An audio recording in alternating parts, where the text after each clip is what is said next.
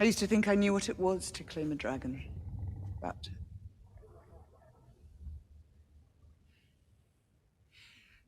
I understand now that what I thought I knew is ash in the wind.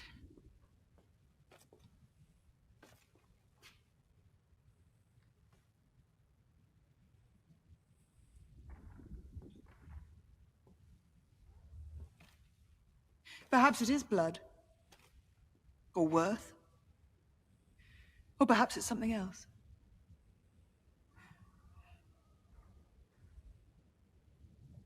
Each of you has left behind a life to answer this call. A life to which you might never return. If you survive, you will be transformed. No man or woman can face a dragon and be otherwise.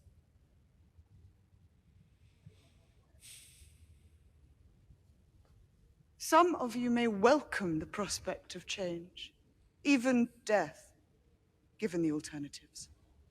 Privation, starvation, war.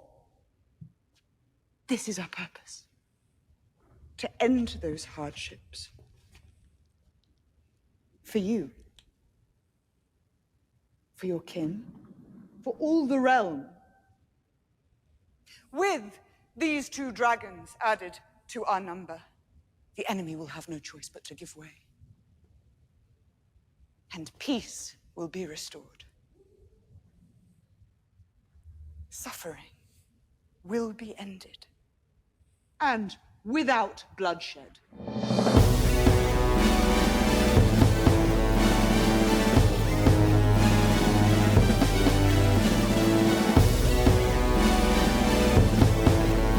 Greetings and welcome to House of R, a Ringerverse podcast on the Ringer Podcast Network. I'm Mallory Rubin, and it is my absolute pleasure to invite you not only to the Dragonmont. Everything's gonna be fine. Come on in. It's fine.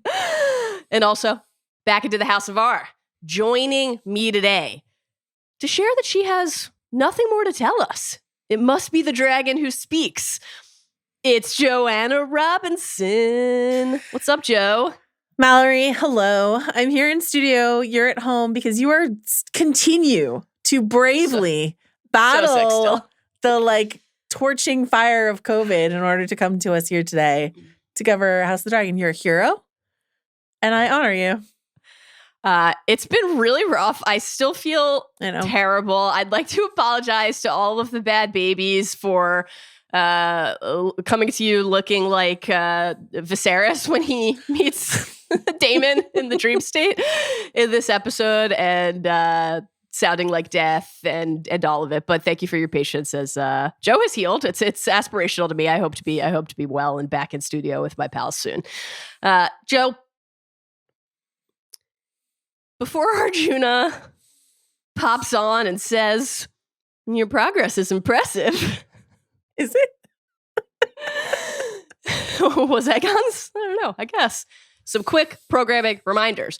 The Ringerverse, poppin', as always. Another Ringerverse Recommends episode coming Wednesday. And then on Friday, Junior Mints, get hyped because Mint Edition will have an episode on Batman Caped Crusader here on the House of R.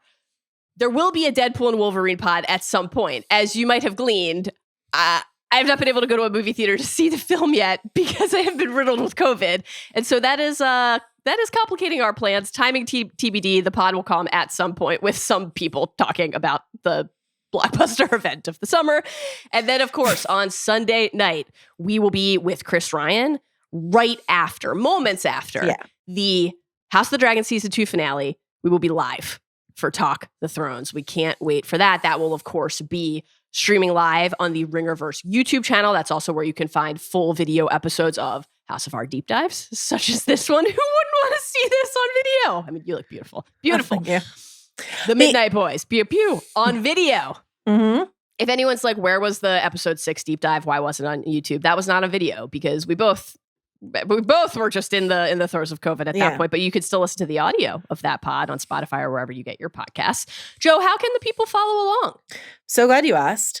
First and foremost, I do want to say this Sunday, the finale, Talk the Thrones, is going to be an extra special tasty energy because we will have watched the episode once and jumping immediately on to camera. So Not ideal. if you want to see us lose our minds in real time, that would be the time to tune in live on Sunday after the finale. I think it's going to be really fun. I can't wait. Can't wait, truly. And yeah, listen, follow the pod. Why don't you do that? Ringerverse, House of R.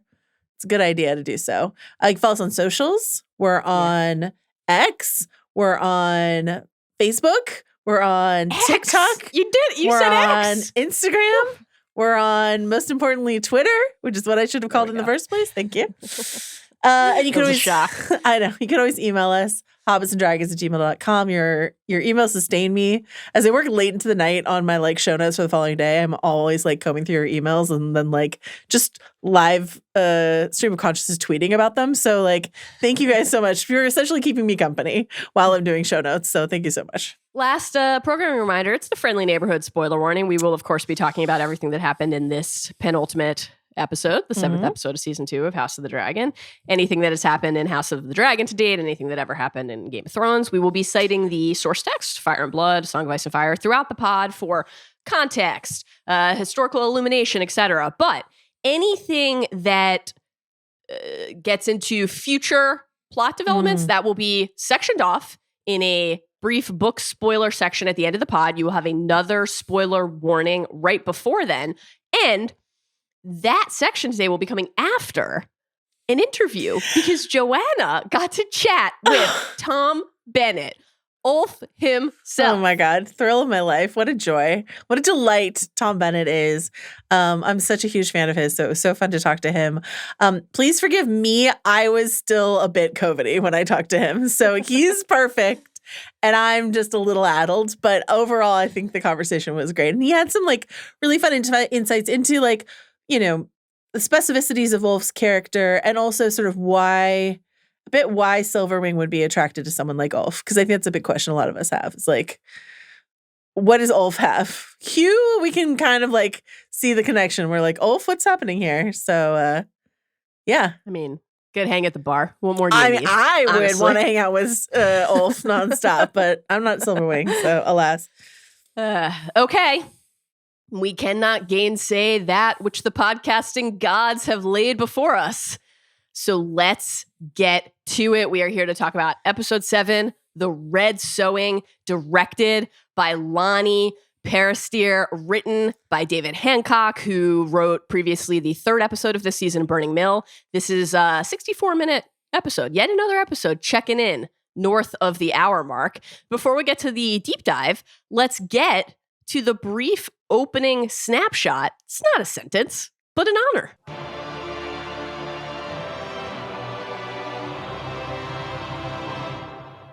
Joanna Robinson, we've got a long deep dive ahead. Give us a taste. Yeah. What did you think of this 7th episode, The Red Sowing? Quickly, I will just say I really like this. I like this more every time that I rewatch it and think about it. And I think in terms of marrying dragon spectacle to character and theme development, this is the most successful not only House of Dragons has ever been, but Game of Thrones has ever been. I think it really leveled something up.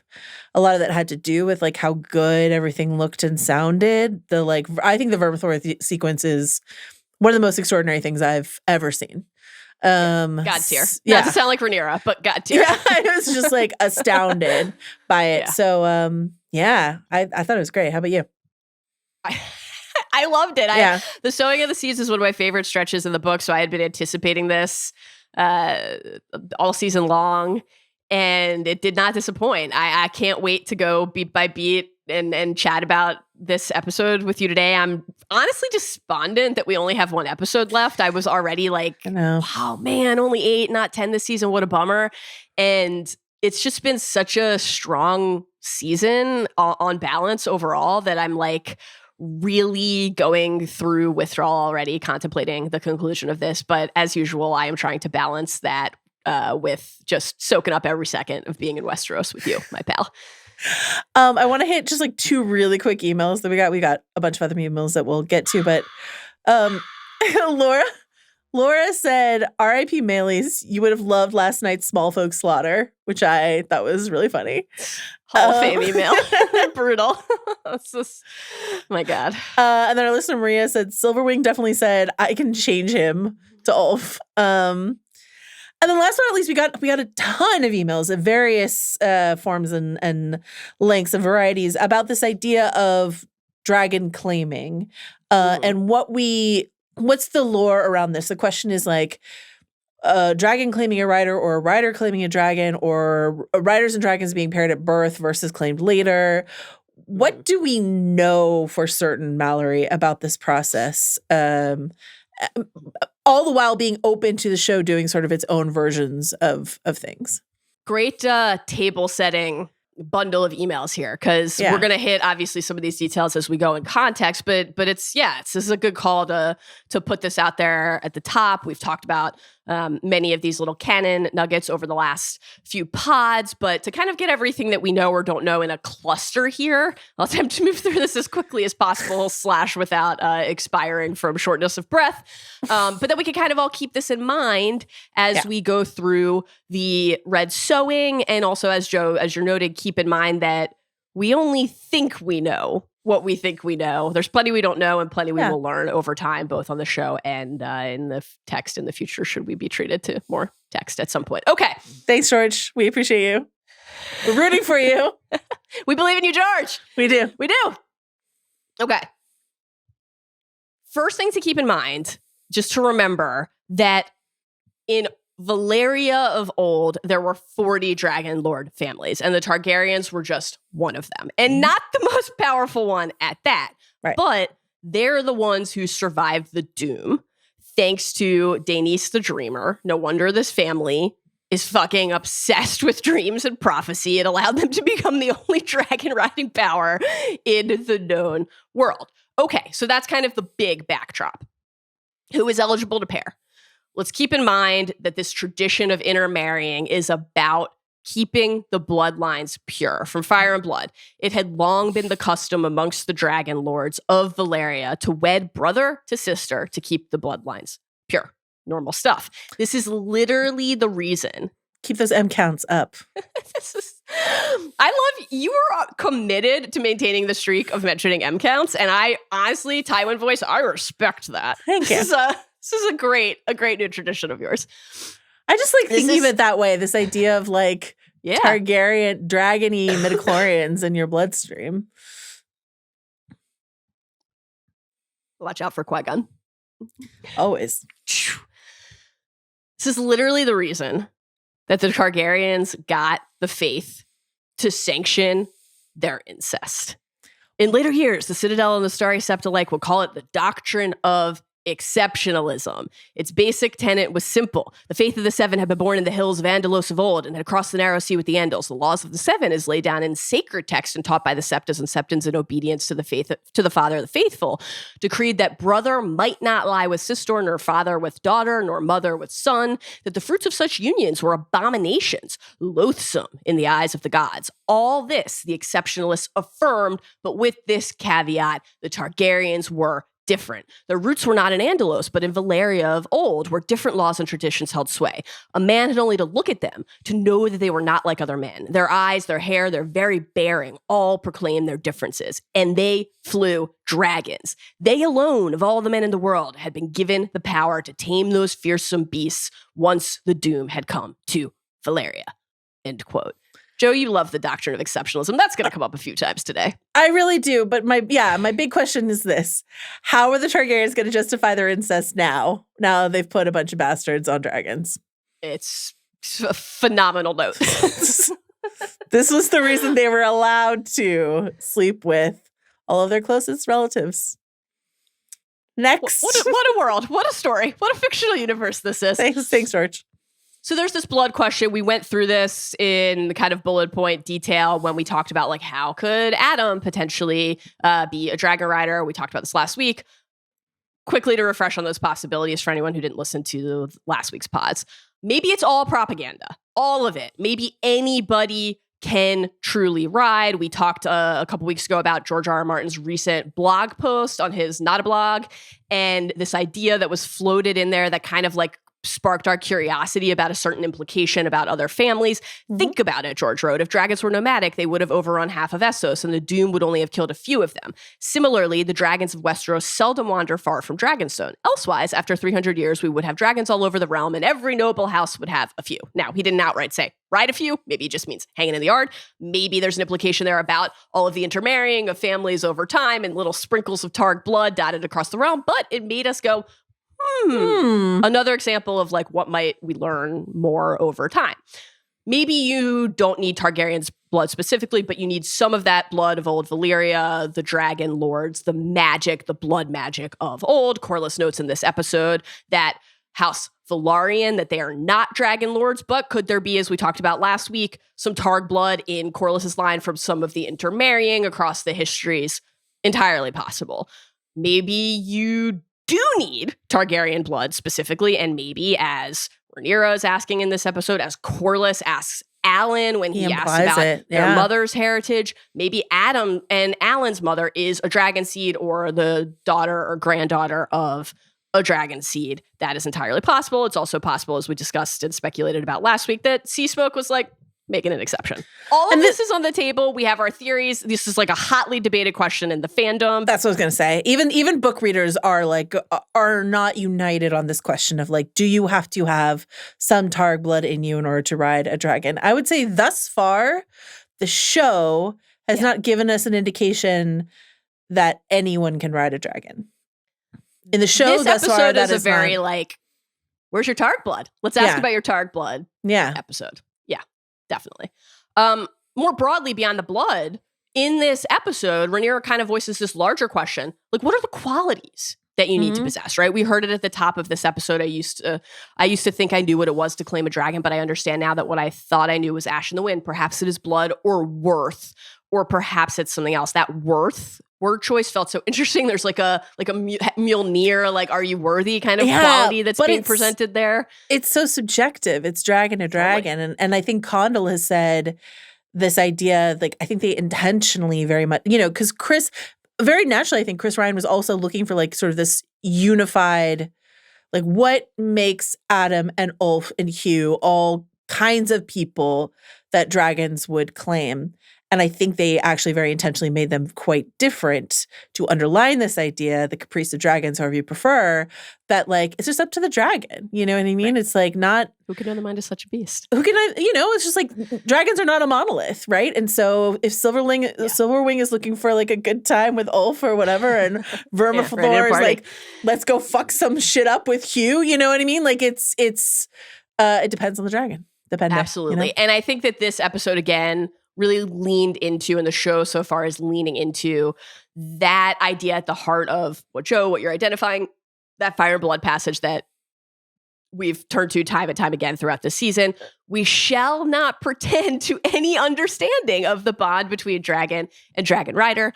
Wiser heads have pondered that mystery for centuries. We do know, however, the dragons are not horses to be ridden by any man who throws a saddle on their back. So this is like at the heart of how the story, the text, is examining the lore and the mythology.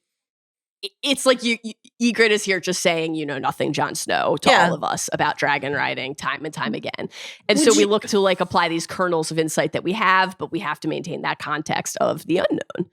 Would you agree that so we have this that dragons are not horses? I would. Yeah. Would you agree that we have this Targaryen practice that's alluded to in the show, perhaps even shown with Jaehaerys and Jaehaera's beds that we saw at the beginning of the season? This idea that like Targaryen royals, Targaryen children are given a dragon egg. Daemon stole one for his fake baby that he was going to have with Mysaria. You're given a dragon egg to hatch with you so you could bond basically from the cradle with this egg. It doesn't always take. That's right. Right? Yes. So this egg aspect, this question of how riders and dragons are paired, the egg part is a big part of it, but it's not the only path. So this tradition began with Rhaena Targaryen, older sister of Jaehaerys and Allison, who are being mentioned with increasing frequency on our podcasts. Rhaena had bonded with her hatchling, Dreamfire, who gets a call out in the scenes for the finale. Thrilling stuff. Jumped off my couch. First time I'd shown that level of energy. Then outmatched by spotting another dragon in the scenes for next week. She was 9 when Rhaena was 9 when she and Dreamfire bonded, but this was such a cherished bond for her and an early one still in her life that it sparked this tradition from Fire and Blood. It was Princess Rhaena, legend says, who put a dragon's egg in Princess Alisane's cradle, just as she had for Prince Jaehaerys 2 years earlier. If those tales be true, from those eggs came the dragons Silverwing and Vermithor, whose names would be writ so large in the annals of the years to come. Here's another key quote from Fire and Blood. It became customary for the fathers and mothers of newborn princelings to place a dragon's egg in their cradles, following a tradition that Princess Rhaena had begun many years before. The children so blessed invariably bonded with the hatchlings to become dragon riders. But we know, of course, that is not true.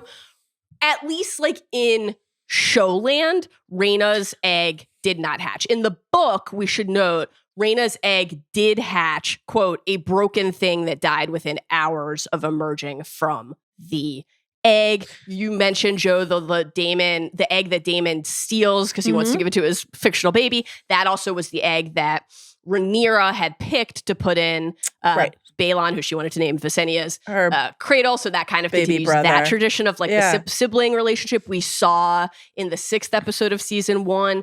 Jace and Luke pick an egg for Joff, so we've gotten to like glimpse it. We don't have every single did this character get an egg bit of canon like completely established. Sometimes we have to deduce, but we do know that they don't always hatch, or that if they hatch, they don't always live. And we heard Lena and Rhaena talk about that last season in the show when Lena told her daughter, it's been 8 years, sweetling. Half of them never do, hatch. And then she told her daughter, there's more than one way to bind yourself to a dragon. I was without one until I was 15 years old. Now I ride Vhagar, the largest in the world. You have a harder road.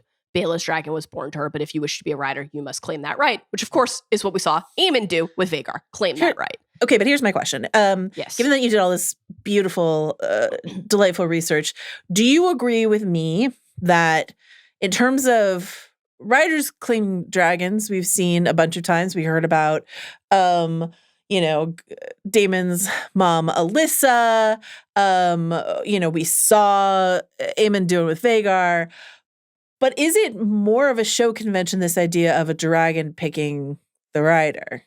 I mean, there's a mutual claiming, I think, in terms of like Vhagar and Aemon. Like if Aemon approaches Vhagar and manages to hold on for that ride, that is sort of like a mutual choosing.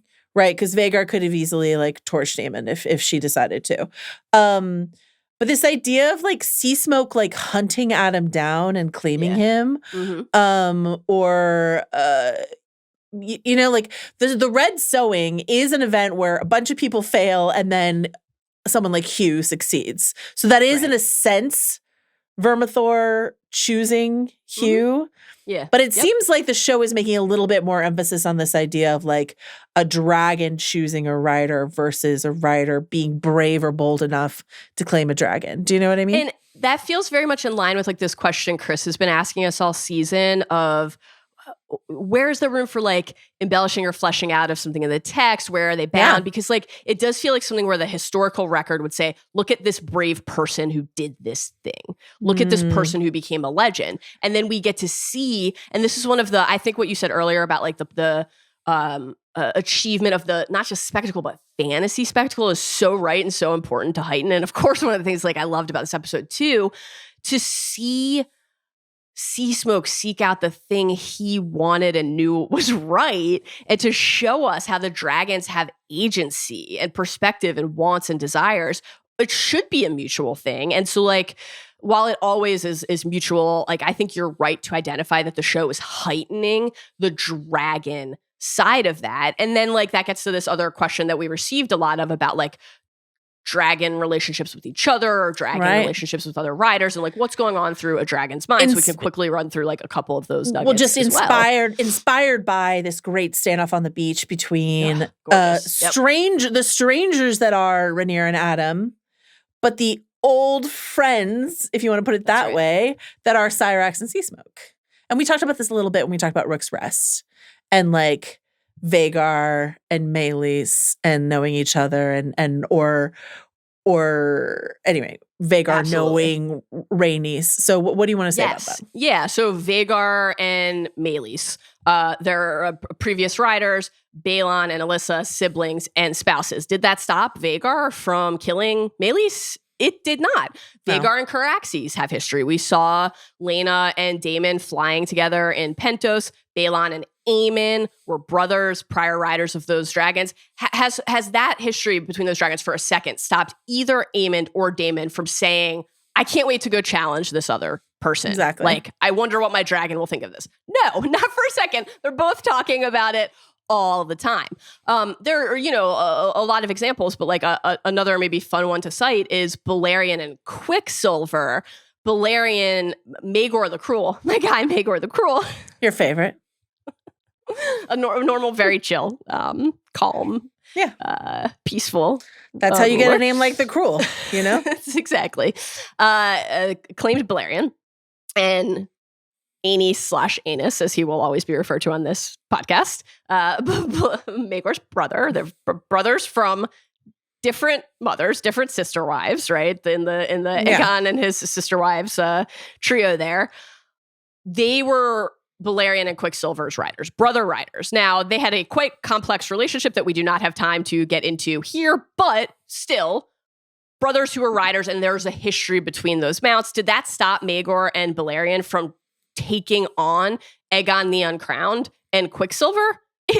Folks, it did not. Fun fact, of course, is that Aegon took a really long time to get a dragon to claim Quicksilver, while his sister / stop us if you've heard this before, wife, Rhaena, had already had Dreamfire, and like this, oh my God, he doesn't have a dragon, was like a big part of but I think their story. I think the primary takeaway from this is the dragon's primary overall will override anything else bond it's to its rider. Yes. Some will claim, Fire and Blood says, that the bond between a dragon and a dragon rider runs so deep that the beast shares his master's loves and hates. Shifting over time, because the bond of the moment is the bond that counts. And then, so what does that mean for like the other people? A lot of people have asked, including Chris on Talk to Thrones, how was Rhaenyra able to like approach Vermithor? We had seen Daemon do the same. Let's just remember that when both Rhaenyra and Daemon summoned Vermithor was not paired. Vermithor didn't have a rider that would trump any other interaction. It's just something for us to like keep in the back of our minds. We had that moment in episode 6 of season 1 where the Dragon Keepers kind of explained to Jace in that training sequence with the kids, you must hold mastery over your dragon, my young prince, as Prince Aegon has with Sunfire. Once they're fully bound to you, they will refuse to take instruction from any other. Some dragons will sometimes allow other people on their backs, but only with their rider there to kind of sanction it. Like we talked about Alyssa taking babies, Viserys and Daemon for rides. Rhaena Targaryen, who we've been talking about today, the other Rhaena, took people to fly on Dreamfire with her. Daemon took Mysaria to meet Caraxes, right? When they bounced to Dragonstone. Dany rescued the Beyond the Wall crew on Drogon, but like with the rider there. And there are examples that we can't get into that may or may not become relevant in the future about someone trying to ride someone else's dragon. It's a bad idea, because I don't know if you know this. Dragons are not horses. Not horses, Joe. I think the last thing on the pairing front that's probably just worth mentioning is something else we talked about a little bit last week, but to this point in the story, no rider has paired with a second dragon after a dragon's death. Now, of course, to this point in the story, Viserys is like the example of a character who outlived his dragon. So it's like a pretty small sample size of considerations. But George R. R. Martin has implied on his blog, the blog is coming into play as often as the text. Notable development here today. He's got to write somewhere, Indeed. He said of Viserys, when the Black Dread died of old age, not in war, Viserys did not take a second dragon. And so from that line on, not a blog, A Song of Ice and Fire fans have gleaned that it is in theory, in George's mind at least, canonically possible for a rider to say, my dragon has died, now I will seek a second dragon, but that is not something that we have seen to this point in the text. And that's what we know about how riders and dragons compare, and all the other stuff that we don't know, but can't wait to find out. Thank you, Maester Mallory. You're the best. Whew, boy, that was. Whew, I love dragons. That was a fun one to like right on the eve of recording. Quickly whip up. Genuinely fun. Had a blast. Oh, okay. I'm glad you're saying it that way, not like genuinely. I saw that added to the doc, and I was like, let's do it. Let's do it. Well, I feel bad that we ran out of time to like really talk about dragon stuff at the end of last week. So I'm glad we got to like. This is smart to front load. It's something a lot of people are wondering about, and it's also like a fun thing to be able to say like, here's what we know and here's what we don't, and that's part of the joy of it is we're gonna get to find out together. Okay. Should we dive deep? Let's do it. Where should we do it? In the bowels of a pleasure den.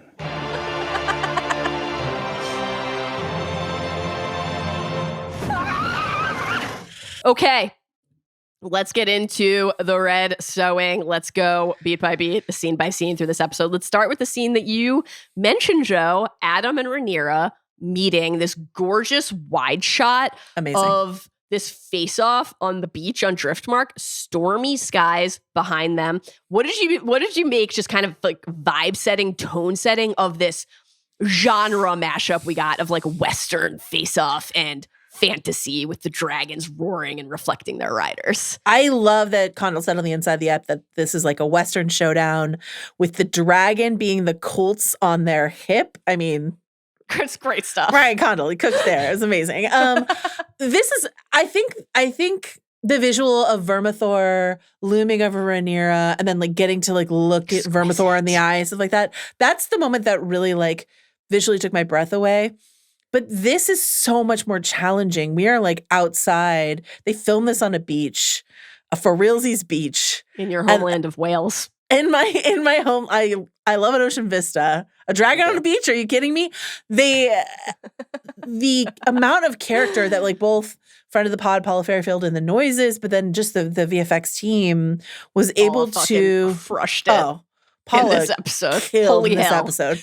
But like the sounds, like the chatter between Cyrax and Sea Smoke, incredible. The body language between those two dragons and what that did to like overall set the mood of the scene, where it's just sort of like a Colt is inert on your hip. Like you can see sort of like the sun glint off, the pistol if you want to. But if you're a gunslinger, your gun is just sort of like there. Your trigger finger is sort of like what the camera usually focuses on, but your gun is just there. But here the guns are like alive and they have their own thoughts and feelings about what's happening here. And to our listeners, to our listeners' point, like that Rhaenyra and Cyrax both have history with Sea Smoke. It makes this all so juicy. If it were just like a brand new dragon that right. Wasn't part of the family at one point. And then I thought that Adam in this scene was extraordinary too. And then just sort of the gamut of emotion, which we talked about on Talk the Thrones. But I just think visually, the way the dragons just felt so alive. And so, I mean, with love and respect to Game of Thrones, which was working with just like a different level of technology, even though it was only a couple years ago, still like, a little, this show's done just such an amazing job of giving each dragon a personality. I mean, like I felt like we knew Drogon's personality, but not really the distinguishing between the other two on Game of Thrones. And here it's just sort of like, I understand these dragons and who they are. And they've just, this moment was incredible. Truly sensational. The question is, does Chris understand the differences between them? That'll be the true test. He's getting closer, We had a ton of emails from listeners last week and this, asking if we thought that when Rhaenyra ran out the door of Dragonstone and hopped on Cyrax last week, if she thought, she was like, it must be the Greens, but if there was some part of her that thought that maybe Laenor had returned. And it's certainly possible, but I think the tenor that I'm seeing around that question is like, would she be so excited because Laenor's back? And on the one hand, I'm sure like, she had no ill will towards Laenor, and I'm sure, it would be a dragon rider she could trust that would be on her team. So that would be helpful. Stepstone's vet. It would also be quite bad for Rhaenyra if Laenor came back, because like they built a lot of their reputation. You know what I mean? Like the death of Laenor the fake out death of Laenor was so calculated, and a show of power. And so it's just, it's a wild prospect, but it would be very, she wouldn't just be like uncomplicatedly being like, yay, Laenor's back. It's very complicated, messy. Yes, absolutely. Speaking of complicated, speaking of messy, let's talk a little bit more about that emotional state that you just alluded to, because Rhaenyra starts this sequence in a quite anxious place. Who are you? You stand with the dragon of House Targaryen. Oh, what do you want? That changes quickly over this conversation as Adam starts to explain, I had no designs upon it, and this dragon came to me. He says he wants to learn to be a dragon rider. He says he wants to serve my queen, and he bends the knee. Joe, immediately, instantly. You got to this idea on Talk the Thrones. She mentions his sudden elevation. Is there anything you wanted to hit there on like the way that this giddying ascent idea we heard from Gawain in the Kristen conversation earlier is like stitching together a larger character set?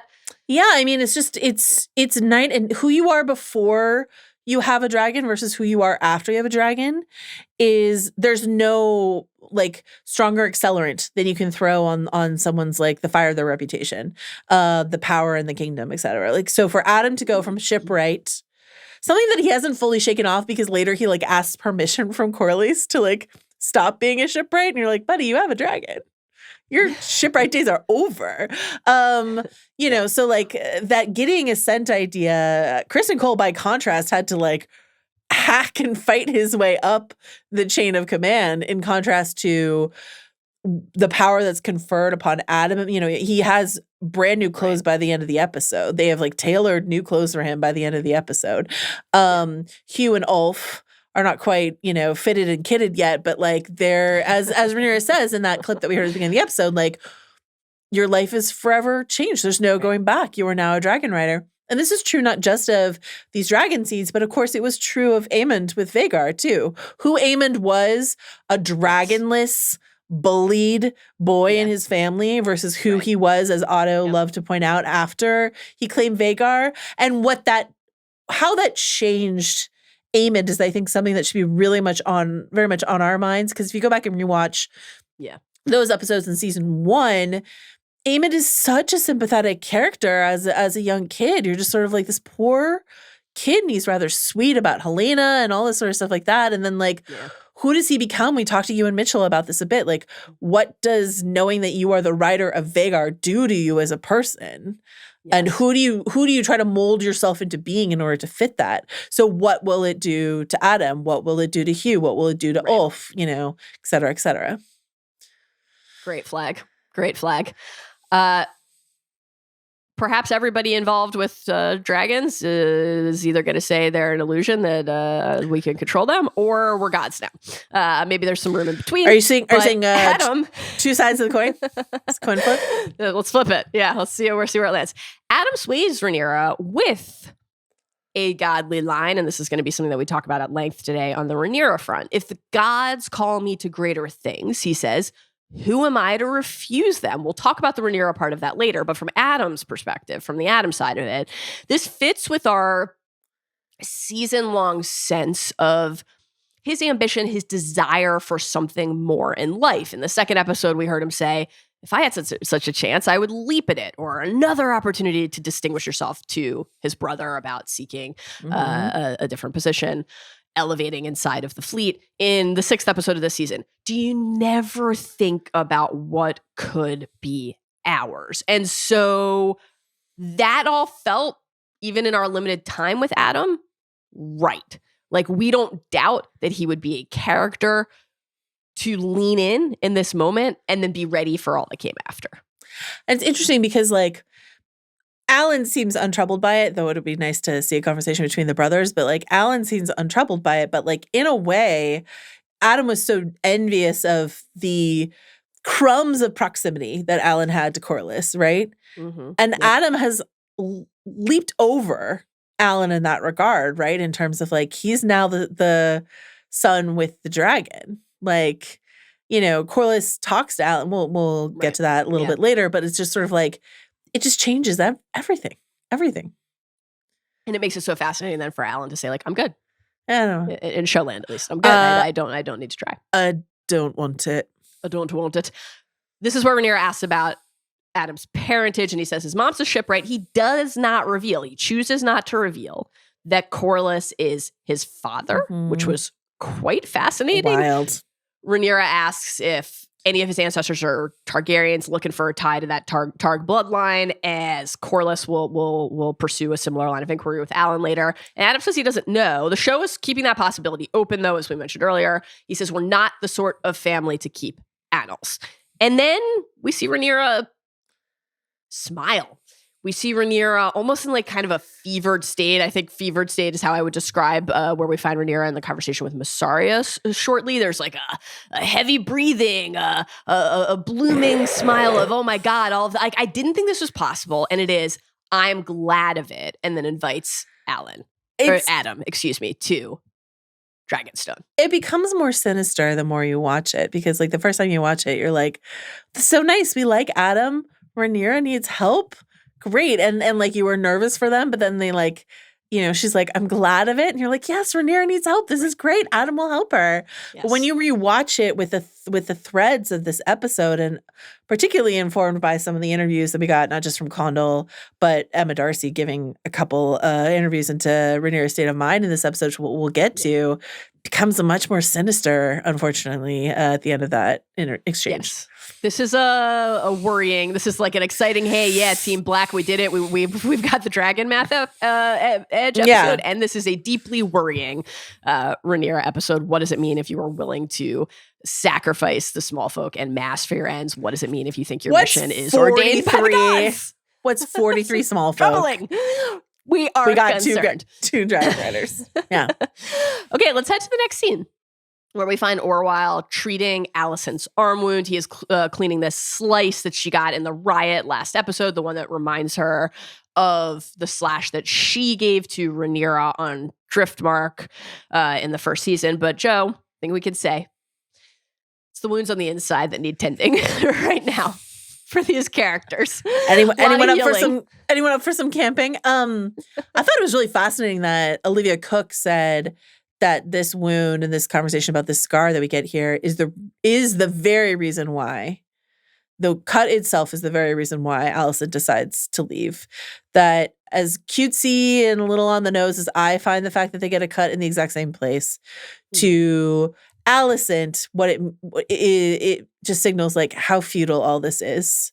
Futile, all of this is like that, for us to go from there to here, it keeps happening.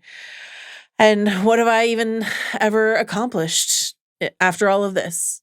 Yeah, which is essentially what she says to Orwh here. Right. She says, all my life, I have endeavored to serve both my house and the realm, and somehow none of it mattered. We are cast aside or hated. What did you make of the fact that Orwh is the one on the receiving end of this like incredibly vulnerable admission from Allison? I found it so sad that the only person she had to say this to was Orwh. I also just want to know, who is this we? What do you mean by we? Certainly not Orwh, who still has a spot on the council and like extreme proximity to the king, currently, etc. So does she mean the High Towers? Does she mean Otto as well as herself? Is that what she? No, but yeah, is she talking about women? But if she's talking about women, like it's just interesting for her. I know she feels like she has no other person to talk to, but Orwh is an interesting recipient for that. Yeah. I would encourage Allison to try to talk to her bug daughter more often. She tries. We've seen her try sometimes. But I feel like from the safety of an interior space, no more trips out into inside King's chats for those two, please. Yeah. But I feel like Orwh is one person you could talk to. But I feel like let's keep trying to shore up that Helena connection. Like that's that feels like a better recipient for something like this. Helena might say something inscrutable and bug related in response, but like little mini dream dispatch. I feel like she's listening. Yeah. Absolutely. Obviously, Rhaenyra is on Allison's mind when she's saying this, on our mind as well. And then thus, of course, like their history together, their conversations about duty have to be on our minds.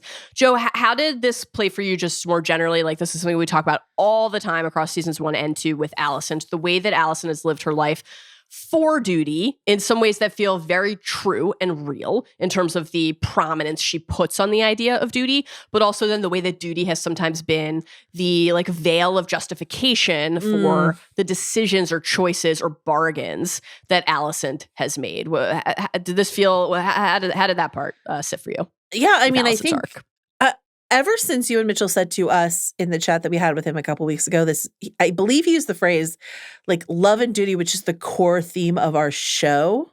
Yeah. That's just been rattling around my brain because obviously we've been talking about love versus duty like since Maester Aemon was talking to Jon Snow at the wall about it. Like you and I have been thinking about this for years and years and years and years and years.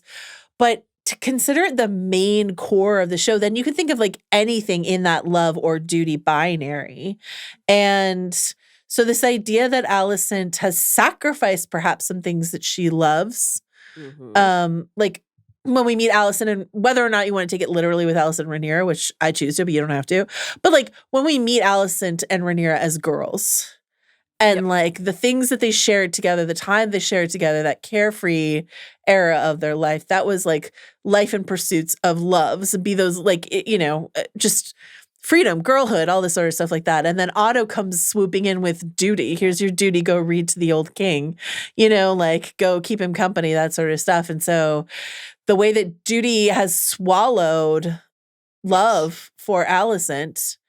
And then there are ways in which Rhaenyra has shirked duty for pursuit of love or pleasure, if you prefer. You know, I think there's like various shades of love. I think it's just interesting to think about. And it's like, I don't know. I mean, I think our modern sensibility would tell us that love is more important than duty, but I'm not sure at the end of the day what the Thronesian universe thinks of that.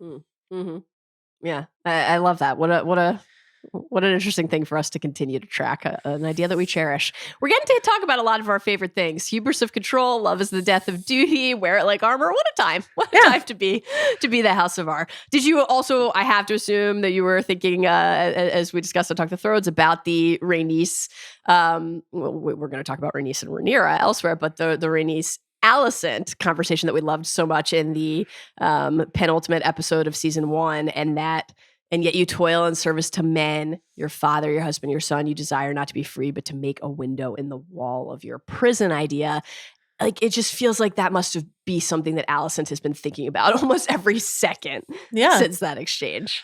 We talked about this last week, about this idea of her like being framed to look like she's inside of a cage.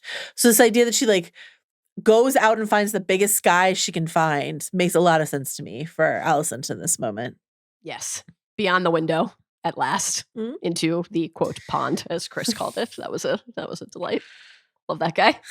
Love that guy. Joe, another boy, what a time to be House of R moment came when Orwh's like, it's going to leave a scar. You'll be able to hide it. And then Allison looks over, says, nothing is clean here, and sees a rat eating filth off the floor. We were really back in season 1 here. Here's our guy Preston making an appearance on the video. If you're just listening to this, you won't see Preston, but Joanna is holding a stuffed rat that she has procured for the studio. He's been here. How'd you feel about the return of Rat Cam? I was delighted, and I was like, Laris, is that you? Laris, are you listening? I'm glad you were delighted. I remain despondent that they did not do what happened in Fire and Blood and just bring in like legions of cats to control the rats after they the might rat be catchers. Around somewhere. There might be cats around in the margins somewhere. I would love for season 3 to see some cats just trotting across time. Cats notoriously easy to work with on a film set, so you know, I'm sure they'll do that. I mean, the Flurkin performers were great. Let's just get them in here. Have you ever heard Oscar Isaac talk about working with a cat on Inside Llewyn Davis? Oh, man. I love that movie, but the cat stuff makes me quite sad. It's the funniest thing you've ever heard. Like, Oscar Isaac has never had a worse time in his life Not even under the apocalypse makeup. Not even when he had to say somehow Palpatine return. Then when he had to work with a cat, and we love cats, but a nightmare. I love cats, and I'd love to see them in the show. I'm standing on this corner, and I won't leave it. I won't leave it. Sorry, Oscar. Why would I disagree with you? Joe, Allison finds Sir Rickard in the hall, asks him to escort her to the Kingswood. Only him. No retinue, no handmaidens. She still can't trust her handmaidens, we have to assume, because these are the people we should remember who Laris placed there, just feeling like spies all around her, and nobody she can trust. Haven't seen good old eyebrows since Blood and Cheese. Just saying. She vanished. Yeah. Good old eyebrows. Yeah. Wow, you made an impression. She really did. I hope she comes back for season 3. As we just mentioned, every time Allison takes Selena out, something terrible happens. One of her sons is just moaning and wailing and falling over and breaking things as he tries to heal. One of her sons fired her. Her husband is dead. Her father's still MIA.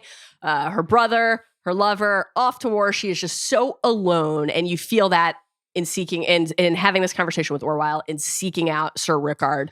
Allison has no friends, nobody to truly trust in, confide in, or share life with right now. That's how it feels in this moment. It is heartbreaking. Ladies, this is what happens when you align yourself with the patriarchy. Have some female friends while you do that. Oh, man. Lessons abound.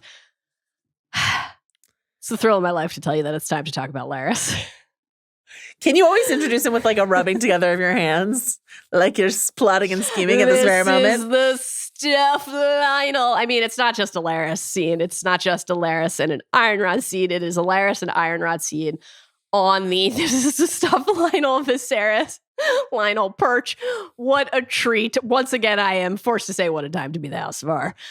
And the way that this was like shot and framed, this sequence was so cool. We get these profile shots, these side glances from both Laris and Ironrod that kind of like heighten the sense that they're strategizing. They're sizing each other up. And also then, of course, we get to like witness Aemon sending our guys, Marty and Eddie, to the wall. What an end for the Pussy Posse. We genuinely loved you and we will miss you. But that's just kind of playing out in the backdrop of this scene, that like rhythm of life of the right keep, as Chris called out.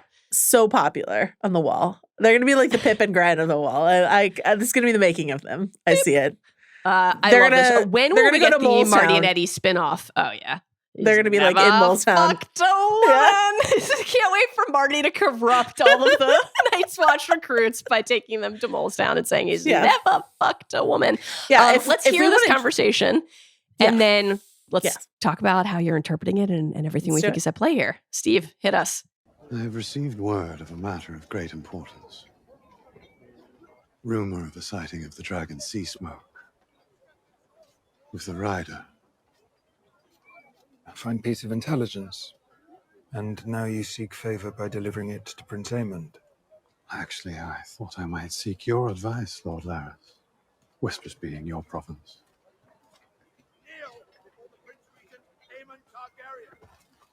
Oh, but this is your whisper, Lord Jasper, not mine. But if you consider it valuable, perhaps you could deliver it and find favor with Aemon yourself. Ooh, oh, but this is your whisper, Lord Jasper, not mine. I love this. Okay. The framing that you mentioned, and we talked about on Talk the Thrones, but the framing of Aemon in the background, one of the many things that it is giving us, one of the things it's giving us is like Aemon just looks so small. And like he looms so large in this world, large on his biggest dragon in the world and all this sort of stuff like that. But when it comes to the puppet masters of a palace conspiracy, what is an Aemon Targaryen but another little puppet on their string, right? And so to like frame him as this tiny little toy figure, like the over their shoulder, right over your shoulder, quite literally, like the one behind you, right over your shoulder.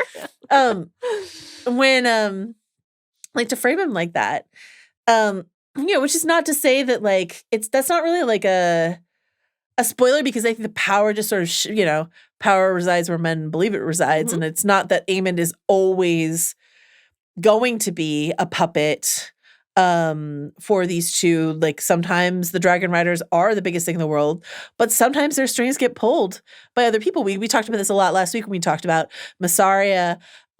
We talked about Larys, and we talked about Alice, and the way in which they were sort of cozying up to these very powerful dragon riders, these Targaryen dragon riders. What strings can they pull? How can they shift the sands in one way or another?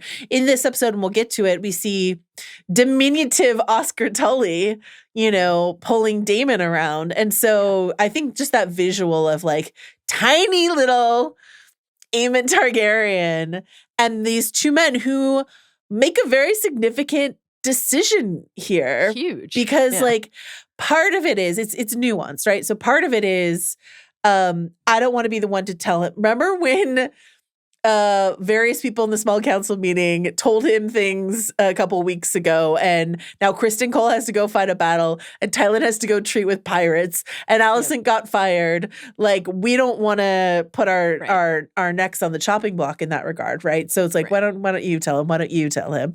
So that's all part of it. But also, it feels like, especially with Larys after his being embarrassed by Aemon at the small council last week, also it feels like maybe I don't want to tell Aemon that this threat to his power is brewing. Right. It really feels, it felt to me, I think you could interpret it a number of ways, but it really felt to me like Larys was kind of gaslighting Jasper when he's like, perhaps is best left to the wind. You know what I mean? Like when he's like, oh, you heard it from a squire, heard it from a stable hand, heard it from, that's kind of shaky, fake news, like unreliable sources there. But I'm sure that Larys has acted on less, you know what I mean? Because the best information can come from your squires and your fishermen and your stable hands and stuff like that. So, so one has to wonder. And this is pure speculation. It's not necessarily informed by anything we know from the books. Like, is this a Larys play of like, let him twist? He let me twist, let him twist, Right. Yeah. Do they think, based on what they've witnessed, it's too late to try to curry favor with Aemon? Like he's not the kind of leader that's going to work with. Is it an active attempt to withhold and punish out of retribution for that Utode shaming? I think I agree. There's a number of different ways that we can interpret it. I like the gaslighting of because when Jasper runs through that, like that's pretty good, actually. Yeah. That's a pretty good whisper network. And it was so cool, not only in that scene where we follow that custody of information, but also then later where we watch Massario's instructions go from Alan into the fishing skiffs, eventually into Alinda's hand, like tracking these networks on each side of how information is moving with such a delightfully specific bit of visibility into the nature of communication and the flow of information in the story. And then for Larys to be like, not so great, actually. Like, are you sure you want to pass it along? Whatever his motivation is for whether he wants this news to reach Aemon, there's also then the thinking about how another person is going to be positioned compared to you in the council. So all of that felt like it was a play. And like, it really reminded me of that great season 1 Varys Littlefinger conversation in front of the Iron Throne when Illyrio is in town, since you last saw me or since I last saw you, specifically because on the one hand, in both of these scenes, I think there is something obvious about what is driving each party, but then also something totally inscrutable, and to be able to like pull all of that off at once to leave us like really wondering what is driving a decision, but also say like, I think I have the measure of you, is a hard thing to do. And it felt like expertly achieved and very scintillating in a scene like this. So it's just great. And just cloaked in this sort of like smiling, smarmy, courtliness. I really loved it. And we get that great look then from Aemon up at Larys, like at the end of the scene. That was also delightful. And then later, of course, when the dragon, when Silverwing makes its way into the city, great look, fascinating, rich look, passes between Larys and Ironrod. And they're like, oh, is it sea smoke? The thing we didn't tell Aemon about. Right. And of course it's not, but like you can feel that playing through. There's so much that you can read in just a look passing between these characters. We would be remiss if we did not quickly note before we leave the scene that we do once again hear a discussion of Rhaena's failed attempt to claim a dragon, yet another mention. And we learn here that it was sea smoke, the failed attempt when Rhaena was 14.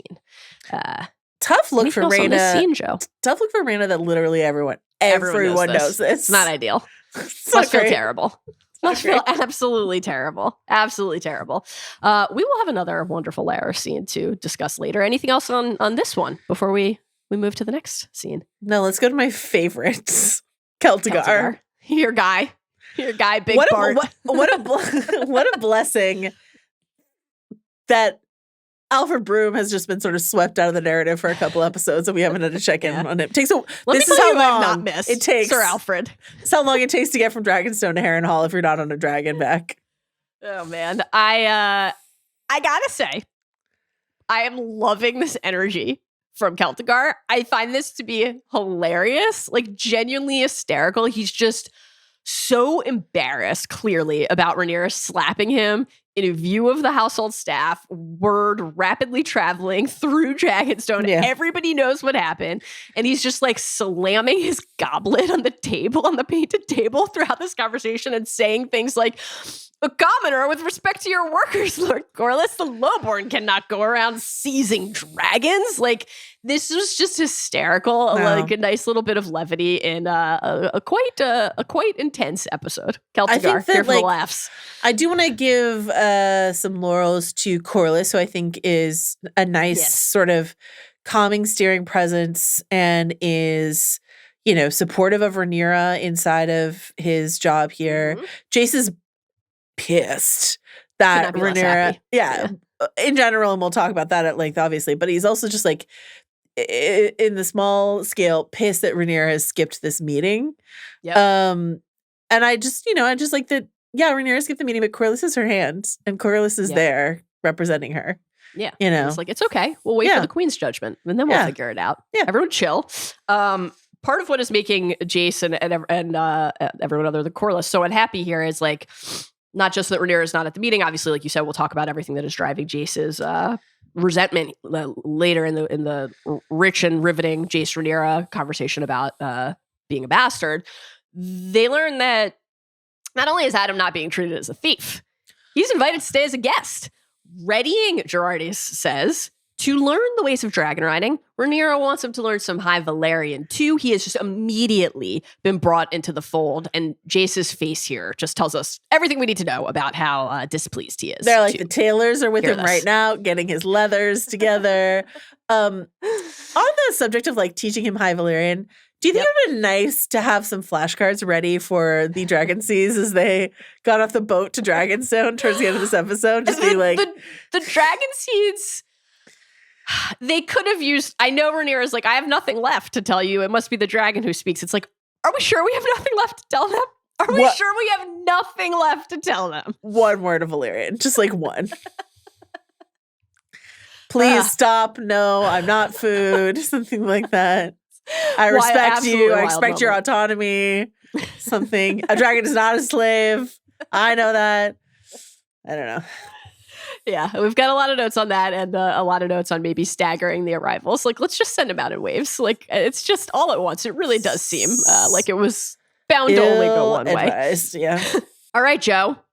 Rhaenyra is not at the council meeting because she is once again debriefing with Mysaria and only Mysaria. She's fed up broadly with her advisors, but she trusts Mysaria, and she is starting to trust herself and her own instincts too. Part of that is like, great, yes, you should. We love it. And again, as mentioned, and as we will discuss at length in this scene, we have some concerns about where those instincts might be leading Rhaenyra. Let's talk about that. Yeah. Because this other thing that is driving Rhaenyra is manifested in a number of different scenes in the episode. We're going to talk about it all here. So when Mysaria says it's lucky, uses the word lucky to describe Adam deciding to serve Rhaenyra and not himself, Rhaenyra says, lucky or somehow ordained. Sea Smoke chose him. So we hear this similarly like alarming language later in the Jace Rhaenyra scene. That's the gainsay line. We hear this when Rhaenyra confronts the exodus of the Dragon Keepers. We see it undeniably on Rhaenyra's face when she touches Vermithor, when Vermithor heeds her summons. So let's, even though it's stitched throughout the episode, kind of talk about the implications of this here. Dangerous, alarming words. And if you think your mission is ordained, if you think your mission is divined, then we have to ask, like, is there anything that you won't do, anything you won't try, and is there anything you won't be able to justify to yourself? Crucially, before we get into these core passages here that we want to talk about, this idea of justification is something that has been so prevalent in the show, and it's a key part of this adaptation challenge, because George in Fire and Blood is writing this very sort of bare bones history of like, and then the dragons danced, and then this happened, and Allison, that bitch queen, hated Rhaenyra, that bitch princess, and like all this sort of stuff like that, and Condal, etc. And I'm sure George, because he has thoughts and feelings about the bias of the historians writing this book, but like their mission is to take those thinly sketched out people who commit atrocities and turn them into human beings that we can recognize. And part of that like challenge is a way to combat that is this idea of justification. How do you justify the horrors that you perpetrate? And for Alicent, it's like she's been justifying it with, this is what Viserys wanted on his deathbed. He milk of the poppy moaned this and told me that it was what should be done. And for Rhaenyra, she's been like talking about the prophecy this way all season, etc. But like it's moving into a different territory that is a lot slipperier. So what did you want to say about this? Yeah, to that point, like the way that Rhaenyra has been talking about the prophecy, that feels worth just like spending a second on, because if we go back now to the way Rhaenyra shared this information, shared Aegon the Conqueror's dream with Jace, some of the specific language stands out anew. Rhaenyra said in the 4th episode of this season, "I never told you because I was unsure that I believed it myself." That is now a thing that we are watching shift, right? Now I have belief and I have justification. Here we go. All right, the quote continues. "The Targaryen who sits the Iron Throne is not just a king or queen. They are a protector, ordained to lead the 7 kingdoms."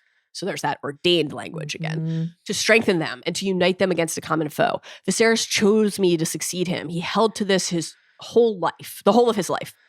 My father believed that I alone was meant to be this protector, but to unite the realm, I had to send the dragons to war. Had to, Joe. Had to.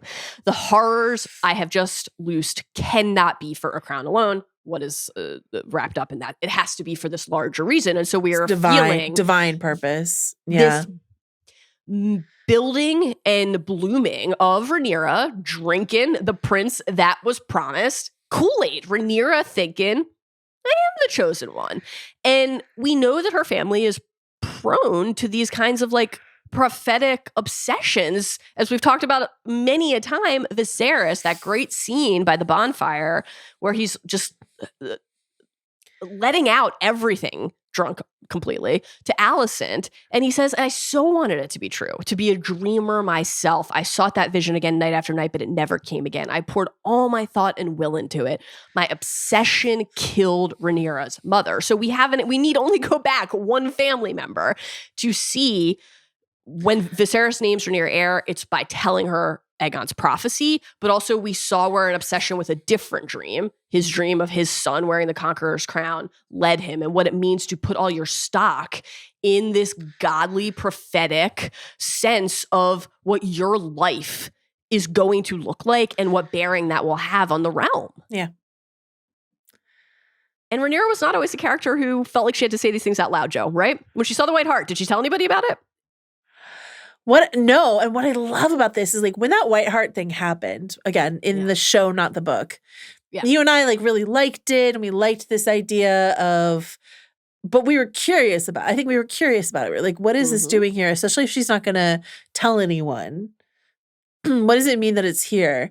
What it means to me now is that some of the ideas that are brewing around who this version of Rhaenyra is, which again is an embellishment from the book, is something that was on their mind from the jump, from the get-go. That white stag, which is this sort of like blessing, this sign and portent from on high that you are the chosen one, is something, that feeds into this larger fire here. This chosen one, this demolition. We love talking about a chosen one. This is like a sort of demolition of that chosen one archetype that we talked about. This is the I don't want it narrative that I guess I've been asking for, but I'm a little scared to get it now. Right? But this, you could not see Rhaenyra at the end of this. We heard last week, as recently as last week, or in this episode, right? Does Viserys says Rhaenyra didn't want it, right? I don't know if Moldy Viserys said it, but certainly we heard last this. Week we hear Alice and Damon talk about it, right? But did Damon Viserys saying it, and then this week Viserys is like the burden, it destroys people. Burden, but did Viserys say Rhaenyra didn't want it? I think that was my point. Is that was definitely a Damon and Alice conversation. So there's this concept that Rhaenyra doesn't want it, but I don't think you can look at Rhaenyra's face at the end of this episode or while she's watching 43 innocent dragon seeds plus her guards get torched and say, this is a woman who doesn't want it. Totally. And so according to Emma, which I think is really interesting, Emma Darcy, as I mentioned, gave a couple of really fascinating interviews, one to The Wrap and one to British GQ after this episode aired. A lot of this is connected to Rhaenyra grieving Viserys, that she shoved her head in. We've seen her in the library constantly looking at books, looking at scrolls. You've been tracking the sort of Visenya stuff. But I think what's interesting is and we had mentioned this is her kind of in Viserys mode. Viserys loved his history books. But reading those books has to only fuel the flames of this idea of Targaryen exceptionalism, right? This is Targaryen propaganda writ into the history books. This idea, stoking the belief in her own godlike status. But the fact that she did all of that because she missed her dad, according to Emma Darcy, is so heartbreaking. I mean, this is a very actorly kind of connection that Emma has drawn, but I really love it as a motivation. So Emma said to British GQ, in lieu of that, in lieu of the relationship with her father and with the support of her father, so in lieu of that, quote, there's that searching through the histories. I think imagining that at some point her name will feature next to her father's is in some way comforting. And I find it very moving to see a person who in grief has committed themselves to history books. But what's wild and interesting to me is we're going to talk a little bit more about blood sacrifice a little bit later on, but this idea that Viserys, amazing sentence. You could say, stay tuned for the blood sacrifice chat. You can say that Viserys doomed the future by lingering too long in the past, right? He neglected what was going around him to build his models and read his books and think about the fact that if we don't study the past, we're doomed to repeat it. But in doing so and in creating this current scenario, what we saw, the Red Sowing, is the closest thing we've seen to old Valyria shit thus far in Game of Thrones. And so in a way, Viserys himself sort of brought about the return of old Valyria, which is something that he was constantly concerned about. And I just think that I also have been thinking about in terms of drinking the Kool-Aid. But the thing is she's drinking the Kool-Aid, but Rhaenyra's she's also pouring the Kool-Aid. She's Jim's Jonesing her way through the end of this episode. But I was also thinking of the other Viserys, the Viserys we met in season 1 of Game of Thrones, Daenerys' brother, who says fire cannot burn a dragon, unless it's, I guess, molten gold on my head. Viserys, who had so bought into the hype of Targaryen exceptionalism to a degree that made him look foolish. And I wouldn't call Rhaenyra foolish. I don't think I'll ever be in a position to call Rhaenyra foolish, but how seductive and dangerous this idea is fascinating. And I think it's so interesting to contrast Rhaenyra's old gaudy religious conversion arc that she's on in this episode to Allison's more empty institutional level faith that like I still don't really understand what religion means to her. I think I understand. We've talked about this. We've talked about her lighting candles in the sept. We've heard from her as a child what that meant to her. But in terms of like the actual teachings of the seven, like I don't know that I really understand what Allison's connection is to that. And I feel like she felt more connected to something spiritual watching a hawk fly above her in a pond in this episode than anything we've seen in the sept. But thinking about the sept, I was thinking about that moment with Allison and Rhaenyra in the sept, which we loved, Mission Impossible, King's Landing, when Rhaenyra, who had been floundering all season, floundered a bit after that, but floundering, and when she drills down on Allison and gets the confirmation that actually Viserys did still believe in her. Yes. I thought that was like a personal father-daughter confirmation that she needed. My dad really did believe in me, and it was.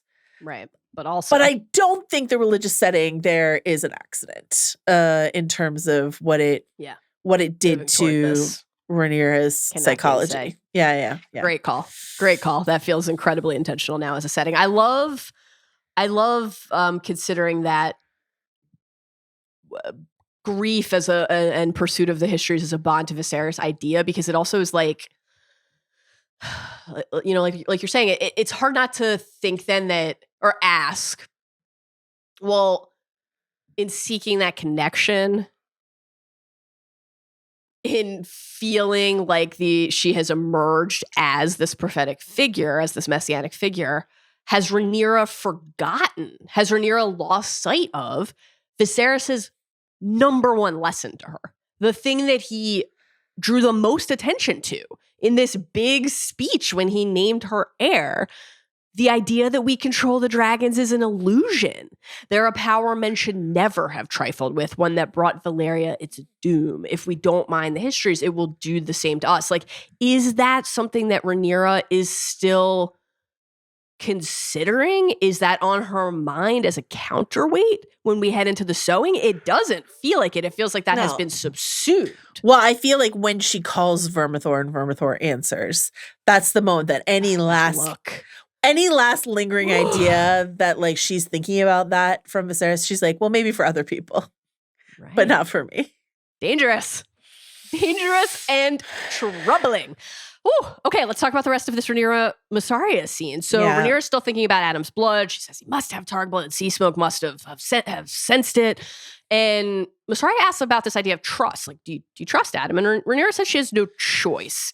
And this is like a fascinating way for us to just think about the state of play right now. Like, allies on nukes who you don't know, right? And from Rhaenyra's perspective in this moment, it's like, well, I have to trust him because of the dragon math. Like, we're always thinking about how we can face Vhagar and what choice do we have.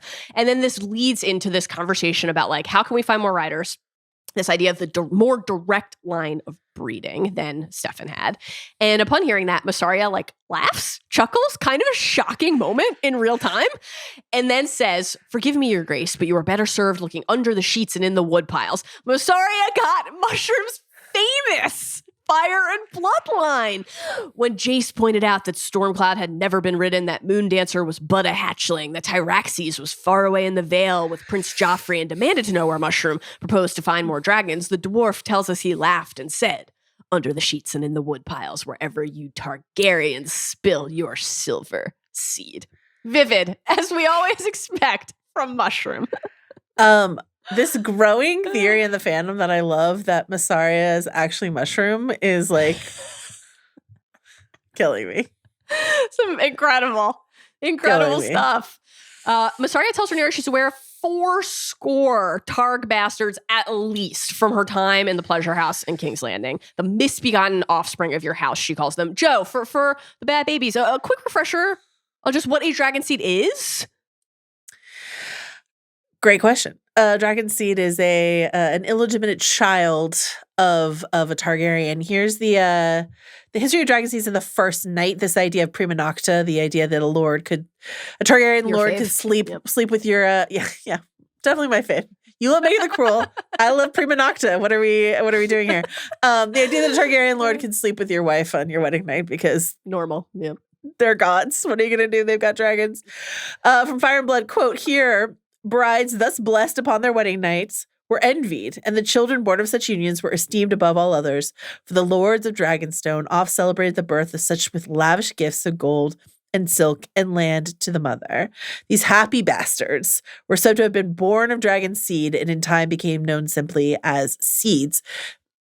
That being said, good Queen Allison was like, I don't like that. I don't want it happening anymore. Let's get that out of so here. Yeah. Prima Nocta essentially not legal anymore. It still happened, not legal. But so then the idea of a dragon seed as this like sort of cherished thing, I think goes away is the idea. And then it just becomes a bit more like the rando rabble that Massaria and Alinda sort of round up from King's Landing. Like, this is how you get a Hugh and an Ulf. So they're certainly not venerated for their seedy properties. So, yeah. Right. Rhaenyra's initial response to this suggestion was fascinating. I think quite unflattering. Not a good not a good one for the royals. This episode. Some tough stuff from Rhaenyra and some very tough stuff coming from Jace. Jace. She doesn't trust the lowborn. She says, in the highborn houses, there is an ancient fealty. There is honor. Now, we should note in the interest of fairness here that there is like a practical element at play in what Rhaenyra is saying here. Mm-hmm. With your vassal houses, there's accountability in the form of an oath. Now, have we seen broken oaths? Sure. But so also, many vows that make you swear and swear. I think it's underlined elsewhere with all the Oscar Tully stuff that we get, right? Like the River Lords and stuff like that. It's like we're all coming in line together by oaths. Yep. Because of a vow that Oscar's grandsire gave to Viserys, you know? Daemon made that difficult for a while, but at the end of the day, we're stitched together by oaths. I can't wait to talk about that scene. So there is that. But it feels undeniable that there's also some prejudice at play here. And then we have to remember how Rhaenyra talked about the small folk in the 4th episode of last season on a little city jaunt with Daemon when she said their wants are of no consequence. Tough. Massaria sways her by asking, and this was a great counter, well, your royal brothers of their pure blood, how much honor have they shown by usurping your throne? And then says, the order of things has changed, Your Grace. Why not embrace it? Joe, the order of things. What did it make you think of? What did it make Rhaenyra think of? Season 1, episode 2, Rhaenyra's like, guess what I heard in the very first trailer for House of the Dragon back in 2022, whenever that happened, 2021. When I am queen, I will create a new order, is what Millie Alcock said as Rhaenyra Targaryen, a young, brash teen. So, like, that's great. That's all great and good. And let us raise an army of bastards. A great slogan. Love that. Put it on the merch. Yes. But this is, Massaria has been doing her job and incepting some concepts into Rhaenyra. Rhaenyra is still saying some, like, shitty things about the small folk, but at the end of the day, right. 2 small folk are now dragon riders, and that's not happening if Massaria isn't there in Dragonstone sort of working her personal agenda. Yes, the rise of the small folk. This is what Massaria wants. So that moment then that let us raise an army of bastards line that you just quoted when Rhaenyra says that, like, we get this brief moment before that, Rhaenyra alluding to her own personal history, the whispers across the realm going on since Jace was born about her kids, their first 3 sons, parentage, and she decides to lean in. We're going to talk about all of the fucked up and twisted and alarming parts of this when we get to the Jace scene. But there is also a little bit of this could be Rhaenyra's wear it like armor moment, right? Never forget what you are, for surely the world will not. Make it your strength, then it can never be your weakness. Now, it is not purely only that. There's complexity at play here. We'll talk about the rest of it. But this is here too, right? If everybody's going to whisper, if everybody's going to talk, if everybody's going to say your kids are bastards anyway, then why not wear it like armor and say we're team bastard? Now we'll get to the why not. Jace has some thoughts on the why not coming. Yeah. But this is here too, right? I really like this. Is like, again, we mentioned, I think last week when we were talking about this idea of bastardy across thrones and what George has done with it. Like when we think about Jon Snow, Yep. we think about Ramsay, we think about Gendry, et cetera, et cetera. And this idea that like George loves Shakespeare. He took this like Shakespearean concept, which is like all bastards are like villains, like, have an agenda, have anger issues that they're working through.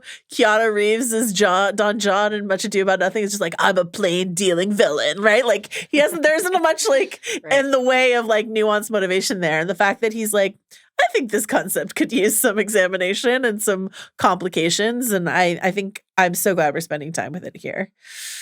Should we talk about more bastards? Yeah, Team speaking Bastard? of bastards. Yeah. Let's talk about both scenes. Well, the next scene is Corlys seeking out Adam. Corlys seeking out Alan comes a little later, but let's talk about them together here.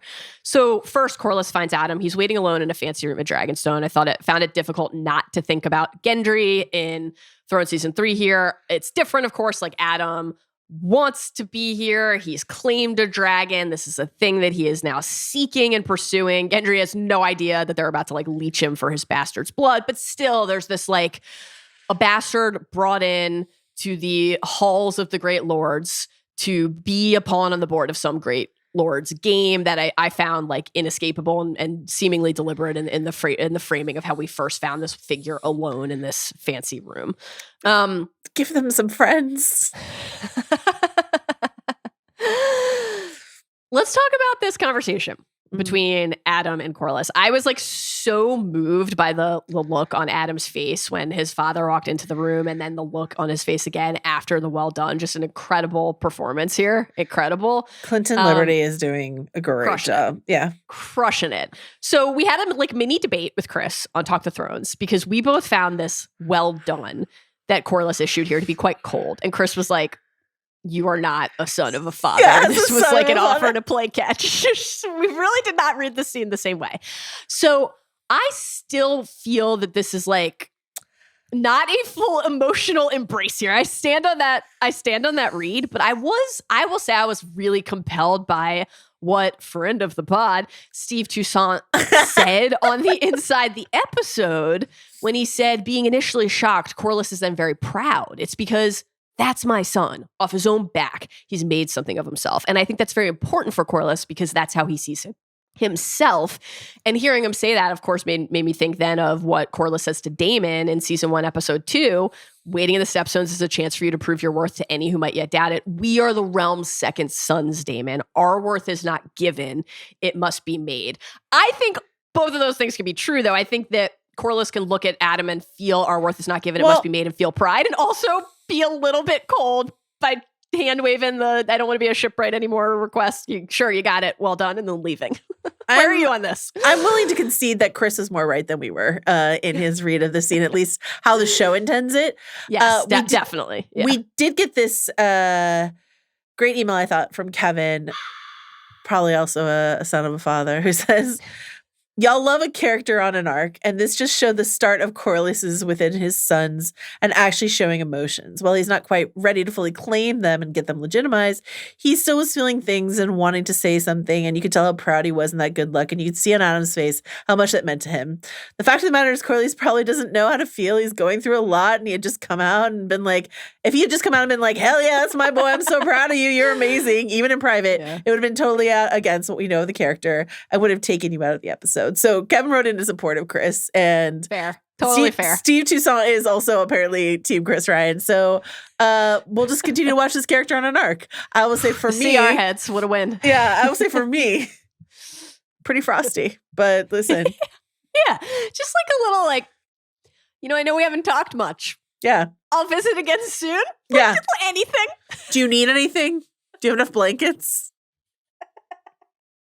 If Rhaenys were here, she would bring you warm broth. Sad. Bread's still hot. Let's talk about the Alan scene. Take us through it. All right, so we go back to our favorite set, which they have just used a lot of this season, which is the docks. And Corlys tells Alan he has a task that needs your, quote, your personal attention. And I think it's wild. I mean, I don't know. I guess if I were Adam, maybe I'd just be giddy and overwhelmed by my giddying ascent. That now I am a dragon rider and I'm at Dragonstone. But I would maybe the first thing I would do is try to get a raven to my brother to be like, Alan, my best friend in all the world. Let me tell you something. But instead, it's Corlys who gets to break the news to Alan that his brother is a dragon rider. And so Corlys says to Alan, quote, she now makes the call for others. Our people are of old Lyria, but we are no dragon lords. I confess I knew little of your mother's heritage. If it is something in the blood. And then Alan says, my brother was ever restless, yearning for some sign of his worth. I am of salt and sea. I yearn for nothing else.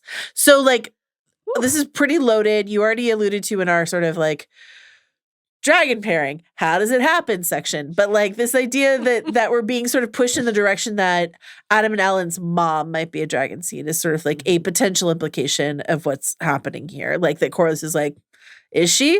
I didn't bother to get to know her. Dad, what about her? 2 bastards on her. Never asked. Tough stuff. Her hair is pretty blonde, but so's mine. And then we get that salt and sea line reading, which so on the one hand, there's like a couple. You've noted here in our notes here that like there are a couple moments throughout the season that are, of course, leading us in this direction when Corlys, who's from the very first second we saw Corlys and Alan in this season, the talk was of heirs, right? We have the dagger, which is Joffrey's dagger, is in that very first scene. So this has just been like hanging over the entire season. And then later when Corlys is talking to Rhaenys, Joffrey, a boy of 6 who knows nothing of the sea and yet somehow, Rhaena, Lord of the Tides, the girl knows nothing of ships. And then, of course, very recently, episode 5, we get his conversation with Baela where he says, Grandaughter, I would make you my heir. And she says, I am blood and fire, sick. Driftmark must pass to salt and sea. I loved that line. Yeah. I am slightly itchy about Alan saying the exact same thing. Because, like, I think there are ways, I think we were already thinking about Alan, but I think there are ways for him to say something in this conversation that puts that little light bulb over Corlys' head of, like, he doesn't want a dragon. Maybe he wants my chair, my throne. He wants the gig. That doesn't have to be the literally exact same words that Baela used in that previous scene. That's that like cutesy connection stuff that would happen again in later seasons of Thrones that I didn't really like. That being said, I love Alan. I love things for him. I think him calling himself Salt and Sea is pretty sick. So yeah.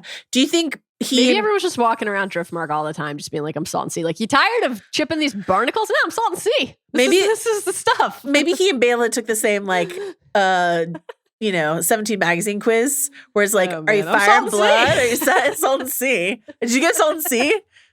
Which Hogwarts house are you? I'm Salt and Sea. Great stuff. Like that.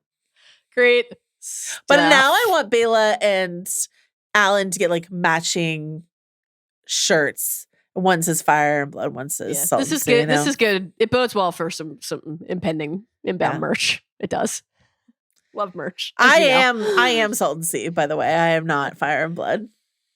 In real life, I'm also Salt and Sea. Also love at Ocean Vista. Yeah. In this fictional universe, I 100% am one of the dragon seeds who gets on that boat and walks into the Mond and tries to claim a dragon and is burned to doesn't make it farther than that.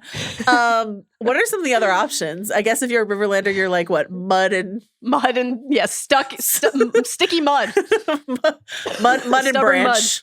Mud and branch. There's many things you can be. Snow and wind. Dorne, you're like sun and sand, which is why we should all go to Dorne. Really, pretty good. Yeah. Greenwald was right on the Dorne corner early. But let's go to the Riverlands, Joe. Let's go into that sticky, muddy, swampy place to talk about young Oscar Tully and the Riverlords repeatedly posterizing Daemon Targaryen. Astonishing stuff here. This was a wild sequence. before we're out in the Godswood with all of the Riverlords assembled, we get a little private chat between Daemon and Oscar. Exactly the kind of little like pre-game chat we're always asking characters to have. And I do want to give Jace some credit for his later conversation. That's a private conversation. Great call. Great call. All we want. Yeah. Like, yeah, let's just say these really shocking things to each other when let's say 40 people aren't standing around Let's say listening. mongrel behind closed doors, Jace. Or better yet, not at all. Not at all is what I would honestly, suggest. though, if he'd done it at the council table, Bart would have been like, oh yeah, Keltigar would have been like, yeah, my guy. I'll jinx that. Yeah, exactly. Keltigar's like, let me tell you about Project 2025. Do you have a minute to talk about that? Oh my God. Oh dear. Oh, Sir Simon. Perfect timing for Simon to make his way into the soundboard. A great idea from Joe. Thank you, Steve. Because Simon is here, of course. We're at Harrenhal. I feel Simon, like my record for latching on to an old veteran actor that I like early in a season has really paid off for me 2 years in a row. So just saying. This is just every second with Sir a gift. Simon has been a gift. A treasure and a gift. The only thing that could fill the hole in my heart left by the absence of Lyman Beesbury is Sir Simon Strong.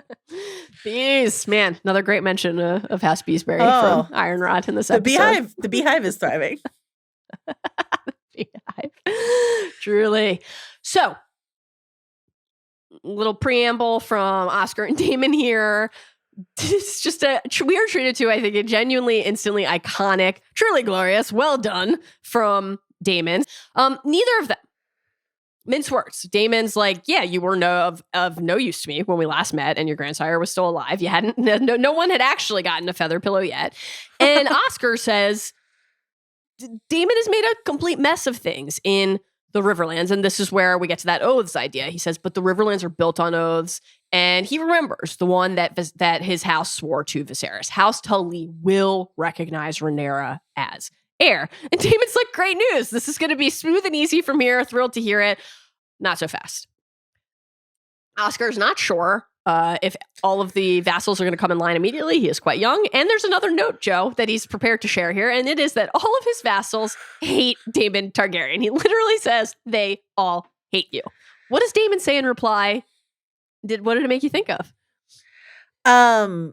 He says, I don't need their love. I need their swords, which is just incredible stuff. Daemon, everyone needs love.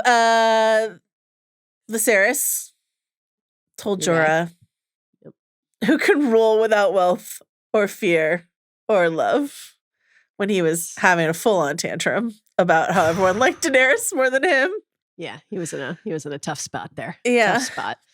I really like this because obviously Daemon doesn't have love. That's apparent, but I think it's also apparent that he doesn't have fear either. We're going to see that again in this scene, but we also heard it in the 5th episode when Lady Mallister was like, know this, interloper? The Riverlands are an ancient place, watched closely by the eyes of old gods and new, and dragon or no, we shall not raise our banners for a tyrant. Like, they Lady are Mallister. not wild stuff. They are not afraid of the rogue prince. They are not afraid of his dragon, and in a way that is kind of shocking.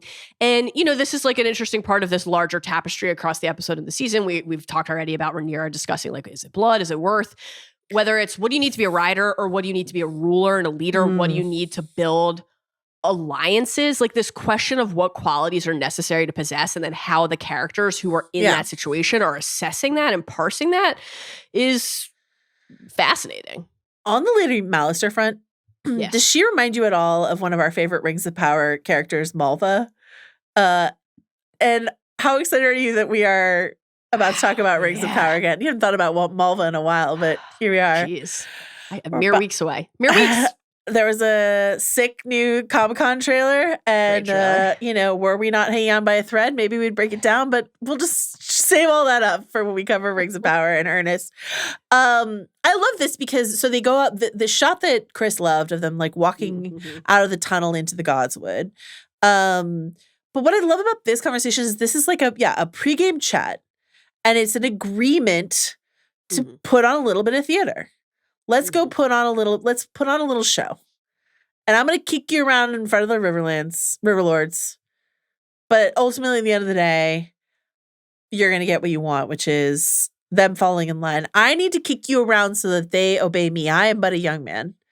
I need to impress upon them that I have authority. Right. So if I kick you around, they will obey me. And in obeying me, I will tell them to obey you. And that is the deal we're about to make. Final convincing to do. Yeah, this is the deal that we're going to make when we go out here. Now, did Oscar go a little harder than Daemon anticipated he would? Yes. Sure. But I feel like when he's like later when he's like careful boy, a very like Tywin moment was a real like I'm letting you kick me around because we agreed that it was the right move, but come on. Keep it in bounds. Incredible behind the scenes detail from the House the Dragons built about the fact that the face in the weirwood tree at Harrenhal is George R. R. Martin's face. And I just want to say, love this for George. George seemed like genuine. There was like footage of George on set, like looking at it like that. He seemed genuinely like thrilled by it. And I want to say justice for George, who I believe, correct me if I'm wrong, I looked this up, but I was pretty sure I'm right. D&D never put him in the Hall of Faces. They put a lot of people in the Hall of Faces on Game of Thrones, a lot of like people they knew, famous faces, blah, blah. But I don't think George made his way into the Hall of Faces. But here he is in the goddamn Godswood of Harrenhal, right by the God's Eye. Sick. Wonderful. Love it for George. The stone's throw from the Isle of Faces is exceptional. What a place to be. What a place to rest. Love it.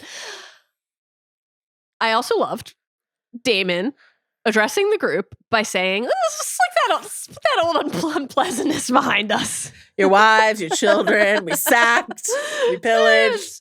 Well, let's call it the old unpleasantness. Let's move forward. It's time for you to pledge your fealty to Oscar Tully and then call your banners. And some folks have some notes. Lord Piper, you have asked me formally in the doc to use his full name, Peter Piper. Peter Piper. Please. Peter Piper picked a peck of Riverlords. And here we are. Wants to know, first, why would we follow someone younger than, our own sons if you're going to align us with someone who, quote, desecrates the innocent to reach his aims? What a wonderful reputation to have. And Oscar is prepared to address their concerns while savagely dunking on Daemon like dozens of times in a row. Steve, can we hear this? And I have no love for Daemon Targaryen. He has dishonored himself and the crown with his comportment here. Nevertheless, having so little experience to guide me, my best course is to defer to the oath my grandsire swore to King Viserys when he named Rhaenyra his heir. I see no reason to cast aside loyalty, no matter how loathsome I may find her representative, the prince. King, mind your tongue, boy. Will you have our army or not? It's incredible.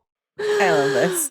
Incredible. Great stuff from Oscar Tully. What a showing here. Archie Barnes, who's a teenager, his voice is so perfect for this. There are a few moments I spotted here, and I would have to go back and rewatch his earlier appearance that seem dubbed back over 80 yard.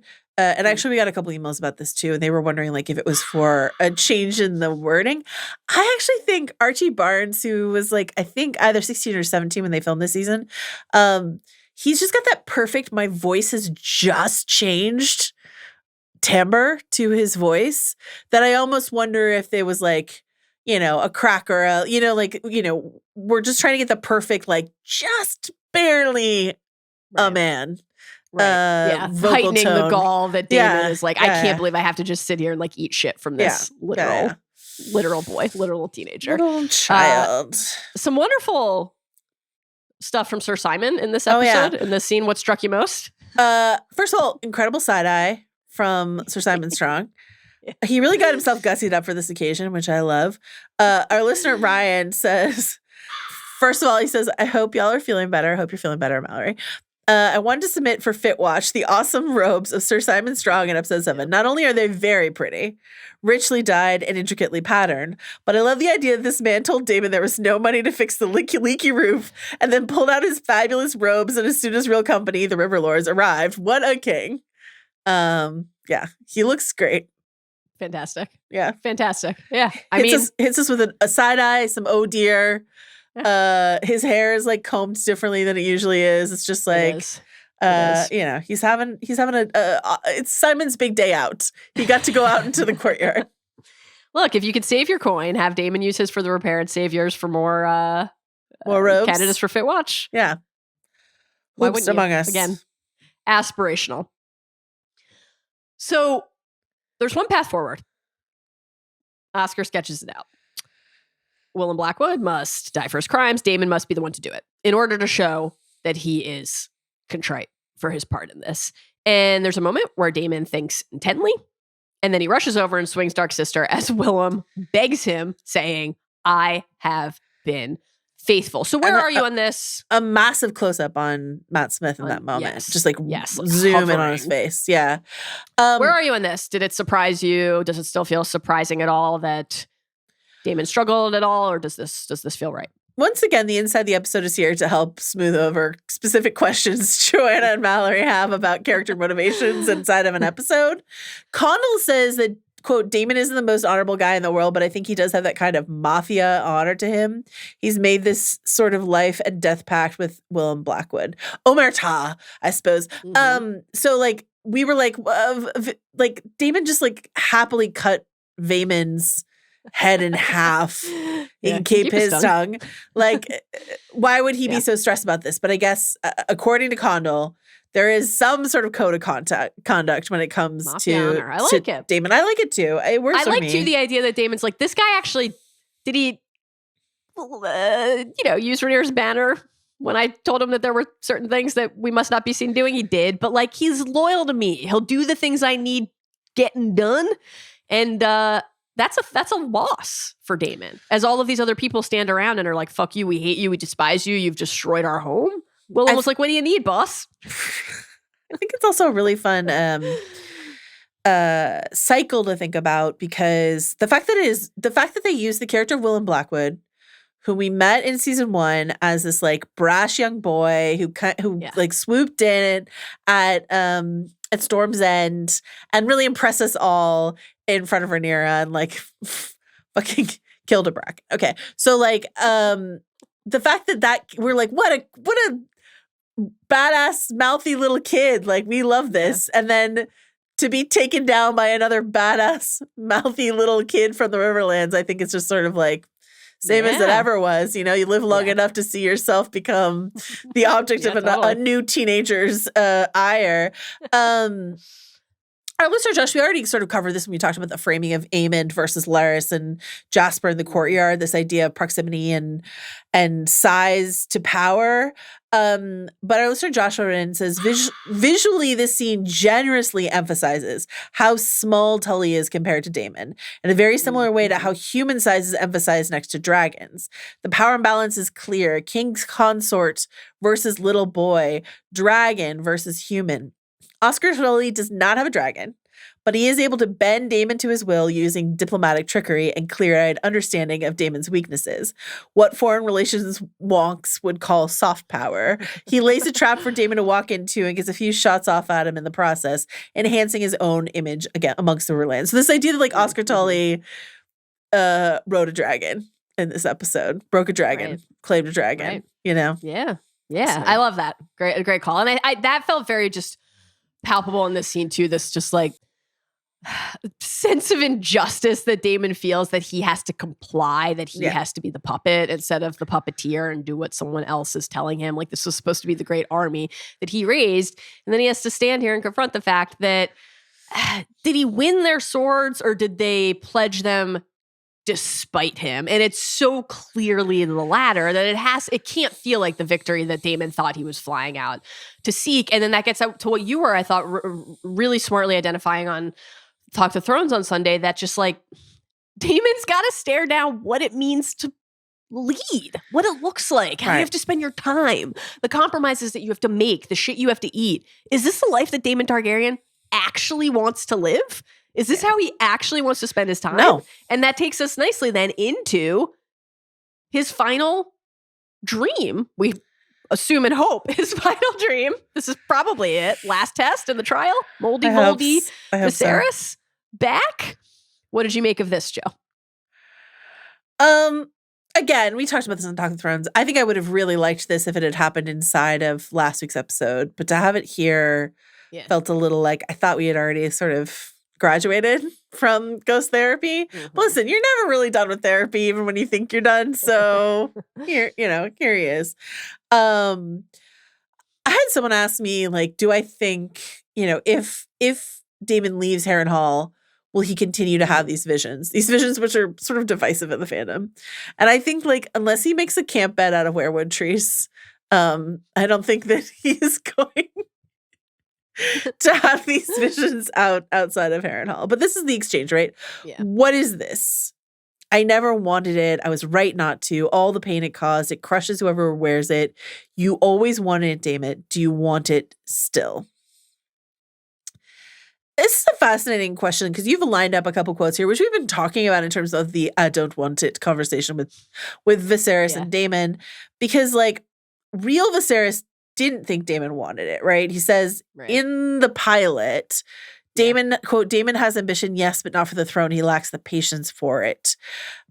So this isn't real Viserys haunting Daemon. This is Daemon's projected Viserys or Alice's crafted Viserys, whatever you prefer. This dream ghost or the weirwood conjured Viserys, but it's not actually what Viserys thinks. I mean, the same way that, like, we already kind of knew that by Alyssa being like, yeah, let's have fucking sex to my son, which I don't think the real Alyssa ever would have done. So, My favorite darling boy.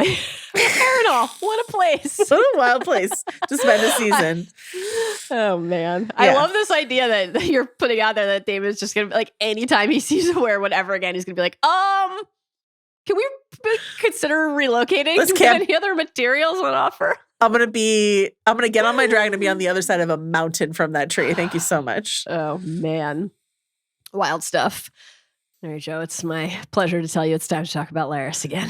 Oh, excellent. And Aegon, who's going for a little stroll with Orwh, toppling over, shouting, I can't, oh God, eerily reminiscent of my correspondence to you ahead of every podcast this week. What would you like to say about this Larys scene, what we are seeing when he enters in terms of what he and Orwh are discussing, seemingly in cahoots, in terms of how Larys is working to facilitate Aegon's rehab? Anything else on your mind in this scene? Okay, yeah, they're locking the door. They're like, it's very much don't let Aemon know we're trying to get Aegon mobile again, a conspiracy between Orwh and Larys. Larys tells poor Aegon, who's screaming in pain, Tom Glencarney, our heart goes out to you. He's like, you'll learn how to move your body. He says, quote, now that you are as you are. And this is the second conversation we've had where Larys has been like supportive, encouraging, blah, blah, but just reminding Aegon, like, you are like me. You're like me now. Like you're struggling. And you're gonna struggle, which just your circumstances have changed, which feels very like gaslight, gatekeep, girl boss, king of the egg stuff from Larys here. Very Kylo Ren, you're nothing but not to me. That it's just sort of like building a dependency, not dependent, not on Milk on the Poppy, but dependent on his guy Larys for understanding and support. And a really accelerated rehab schedule. I mean, really accelerated. Orwh is like, he's spent. Our guy needs some rest. Larys wants that foot in working order. You know what I mean? Rhaena. The Veil. Jane Aaron. Your fave. This can be pretty quick. Rhaena, just like, fuck. Joff and Tyraxes are staying at the Veil as they're supposed to, because Tyraxes is definitely old enough to help defend the Veil. And the Aryan poster children and their eggs and hatchling are headed off to the gay abandon. Yes. And Rhaena just scurries away as if no one will notice. And perhaps no one will notice. And this made me compare in my head. We've been comparing Rhaenyra running off during the hunt to Allison sort of running off to camp in the woods. And we'll talk about that certainly in the very next scene. But this reminded me, the Rhaena Rhaenyra connection of like, Rhaena's like, who cares? I'm the babysitter. Who cares? No one's here for me. No one will notice that I'm gone. I don't have a dragon. Nobody cares about me.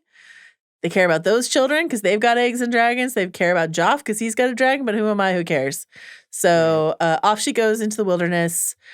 Will she murder a boar? Will she go for a bath? Will she see a white stag?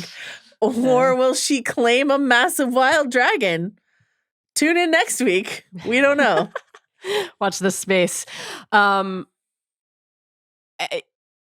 It's definitely not the agreement that Rhaena and Rhaenyra made. No. When Rhaenyra said, I need you to be the mother to them that I cannot teach them, train them, guard them as a dragon guards her eggs. I don't know that running off in pursuit of scorch marks is guarding them as a dragon guards her eggs. Huh. But, we make our own paths in this world. So that's what Rhaena is doing. Yeah. Weird look from Jane Eyre as she closes the gate and just, she meant it when she said she was going to just send like a few dudes from the Vale. It's really just astonishing to see that party depart. Simply not enough people. Speaking of parties departing into the woods. Yeah. She go camping with the queen? Yeah. So these are, once again, two separate scenes. There's the initial, like, I'm riding my horse, and then the later, I'm going for a dip scene. We're going to talk about them together. So you just mentioned this, like, comp we've been making to Rhaenyra's jaunt. Also, of course, literally in this Kingswood in the 3rd episode of season 1. No one's here for me. Riding off, Kristen in pursuit. One woman feeling like she does not have a place in the royal progression and plan, heading off into the Kingswood with one sworn sword, with one member of the Kingsguard, looking for peace, perhaps, but also some sort of newfound purpose. It is impossible for us not to think of Rhaenyra while watching Allison here. Why do you think you've decided to call Rickard Thorne Rick the Dick? Where? I just think he's really handsome. Okay. Like, I think he's really handsome. Mallory has written the phrase "fingering entrails" into our notes here. Oh dear. Yeah, I mean, you. I don't know exactly what's going on. I don't know what he's doing. It's weird. It's like he's working a rosary, except it's entrails. He's just sort of like smooshing them between his fingers. Yeah, I really feel you like get like the rabbit or whatever game ready for dinner by the campfire, sure. But what were we doing with those entrails? That was disturbing. Was he scrying? Like, I really feel like someone in the props department was like, "Here's some entrails, go," and he's like, "What does one do with entrails?" Received. Let's do it. Let's do it. Great question. Joe. Yeah. Back in the season premiere, the series premiere, excuse me, when Rhaenyra landed on Syrax and Allison was there waiting in the carriage, we heard Allison Hightower say this to kind of introduce us to her character. I believe I'm quite content as a spectator. Thank you. And many moments since then, including right now, Allison is confronting how untrue that is. And of course, right? This first scene, the riding in on the horse and Rickard asking, when do you mean to return to the city? And Allison saying, I'm not yet certain I do. And then that second scene, big bathtub, as we have taken to calling it after Talk of Thrones, where it's not witch stuff go, but I'm pretty excited to say to you, Ophelia Bard stuff go. Hell yeah. What's on your mind in both of these scenes? Pre-Raphaelites go. So we should note what color is Allison saying when she wearing when she says, "I believe I'm quite content as a spectator. Thank you." She's wearing the sky blue, which we often saw her in before her rebranding into all green all the time. And she's wearing this like beautiful before she strips down into her multiple layers of white skivvies to like go into the big bathtub. She's wearing this very, like, the bluiest green I think we've seen her wear in a really long time, and this, like, beautiful velvet sort of cloak that she's wearing. A lot of people, includting Chris Ryan, yours truly, are quick to point out this, like, clear Ophelia imagery here. A lot of people are pointing out this very famous Millet painting of Ophelia in the water, surrounded by flowers in this white dress. already dead painting.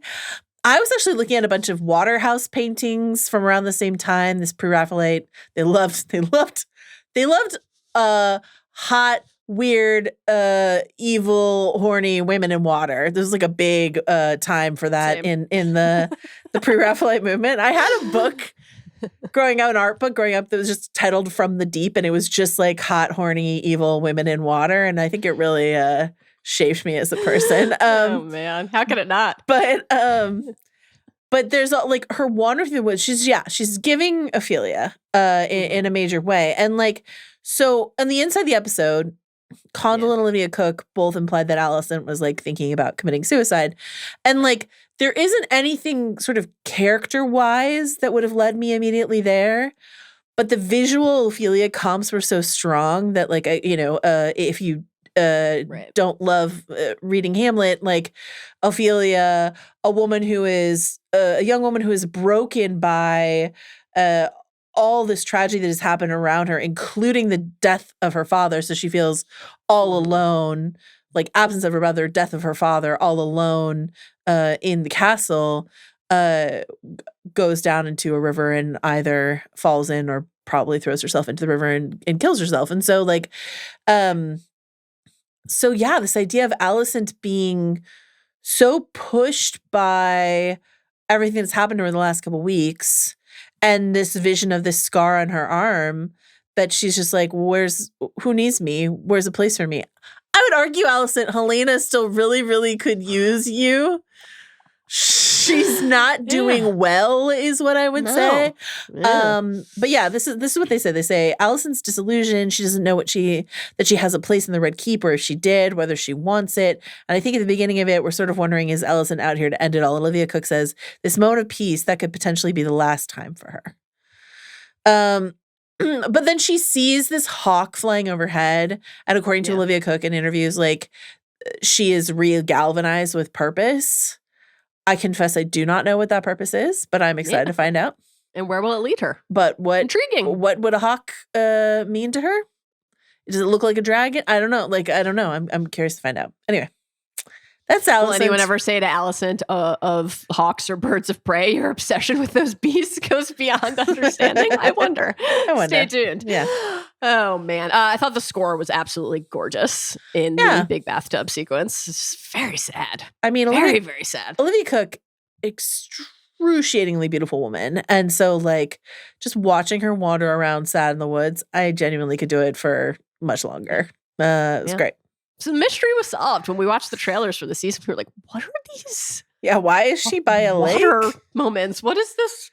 You were wondering because body of water. I mean, to take listeners behind the curtain, because I think we were talking about that in spoiler section. Like, you were even like, is Allison going to Harrenhal? Because like Harrenhal is on the lake, and we were like, is this Allison? Like, and why would she be there? We don't know like what's going on, but no, she's out for a swim.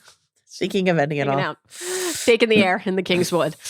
Less air to take inside of Dragonstone, sea air outside. And Jace did take some earlier when he watched Rhaenyra and Adam fly back, but it didn't seem like it did his mood much good. And so he makes his way into the library to chat with his mom about Team Bastard and lets it rip right away. The lowborn claiming dragons. Was it her idea? Lady Massaria? So before we get into all of Jace's personal insecurities and fears about being a bastard, what did this ping for you? Is this like jealousy that Rhaenyra has brought Massaria into her confidence, like a position that Jace believes he should occupy, like chief advisor? Is something else fueling this? Like what this was like a very specific level of venom directed toward Massaria. Yeah, I feel like Jace needs to watch the seminal film Stepmom, starring Susan Sarandon and Julia Roberts, and just sort of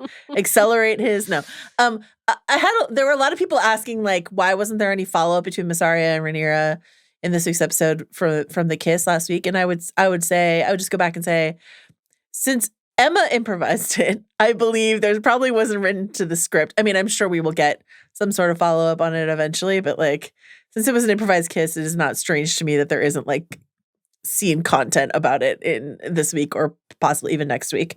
Like, funny how we kissed that one time when I was quite sad, and so were you. Yeah, Jace's Lady Mystaria dripping with disdain. I do. I think it is more to do with he has tried. There's just been a couple times that he's like approached her and been like, "You and me, we're a team, right? Team us." The monarch in the air. Here we go. Yep. But he made a big mistake last week, unintentionally, by saying like, "We need Daemon." She's just like, he's, as we pointed out, like he said things, as you pointed out, he said things about like, his mother, was his monarch, like he would not have it any other way, all this sort of stuff, this bid for like, I'm on your team, but also we need Daemon. And she's like, that's not the energy I'm looking for. Right. Yeah. Oh, man. So Rhaenyra kind of calls out his hypocrisy here. She's like, you liked this plan well enough when it was Sir Stefan. Also, this was your idea. And to Jace, of course, this is quite different. This is a progression outside of his idea into a territory that he is not comfortable occupying. These people are, he says, Rhaenyra says, courageous. And he replies, mongrels, which is extremely tough and brutal and not the kind of thing that we expect to hear from our beloved diplomat, Jacaerys Velaryon. Yikes! It's a very rough moment from Jace. Yikes! We talked about this on Sunday, but like notably in Fire and Blood, this whole idea, including the bastard phase of it, is presented as being Jace's. So this is a update in our understanding of a consequential update in our understanding of what transpired. It was to them that Prince Jacaerys turned at the urging of his fool, vowing that any man who could master a dragon would be granted lands and riches and dubbed a knight. His sons would be ennobled, his daughters wed to lords, and he himself would have the honor of fighting beside the Prince of Dragonstone against the pretender Aegon II Targaryen and his treasonous supporters. So this is quite a different presentation of Jace's state, but it is one that we really are responding to powerfully and feel is quite in line with Jace's arc. And we sort of get this presentation of his concerns on both the like micro and macro, the specific hyper-personal level, and then the more blanket level. So let's start with maybe the macro first. The what does it mean for House Targaryen question. House Targaryen is the blood of the dragon, he says. If any man may lay claim to it, what are we then? Now, Joe, this is an idea and question that we've been discussing now for a few weeks, right? The Melee's procession. I don't know if you want to do your impression again. I thought the dragons was gods. I thought the dragons was gods. There we go. Any chance, I think you should rip that out. Not the last Cockney hate crime I will commit on this episode. Okay. Oh, so we kind of outlined that idea of Targaryen exceptionalism. They're just at the meat. top. Do you think Hugh still thinks they're just meat now that he gets to ride one? I'm relieved after that comment that Hugh is out of King's Landing and nowhere near Melee's head. Genuinely relieved. Or any cute little dog we might see in the street. Genuinely relieved. But like this is a question worth asking. Genuinely. We have notes for Jason the scene, certainly, but this is a question worth asking, right? Like Rhaenyra said to Viserys in the series premiere, everyone says Targaryens are closer to gods than to men, but they say that because of our dragons. Without them, we're just like everyone else. If everyone else also has dragons, you're also just like everyone else. Yeah, Targaryens are just like us, except with more incest. I love that you're on incest watch here. I really love this. I just think it's so funny because they're like, guys, we have to. I'm like, it's not that we want to fuck our sisters. Right. It's just, we have to keep our blood pure. We have to keep our hair blonde. We have to keep our eyes purple. Like, it's very important to us. The church has to give us an exception. And now we're like, oh, that was just a lie so that you could fucking marry your own sibling? Cool. Oh, man. You know, the seeds are still relatives. So there's that. But diluted. True. That being said, quite true. I mean, we don't know Adam's heritage exactly, but you know, the fact that Hugh and Ulf are established as only like once removed from the core royal family is interesting. Jace is the one who said in the 5th episode that the histories are propaganda. He said when Rhaenyra was like, a dragon will only accept a dragon lord to ride it, or so say the histories. Valyrian histories written to gild us in glory. But opening this up to Team Bastards, or raise an army of bastards, it pokes at his fear in a way that changes his perspective. This can't just be about propaganda now. So you mentioned the silver hair. Well, let's talk about dark hair. Steve, can we hear this exchange? And when you die? You are my heir.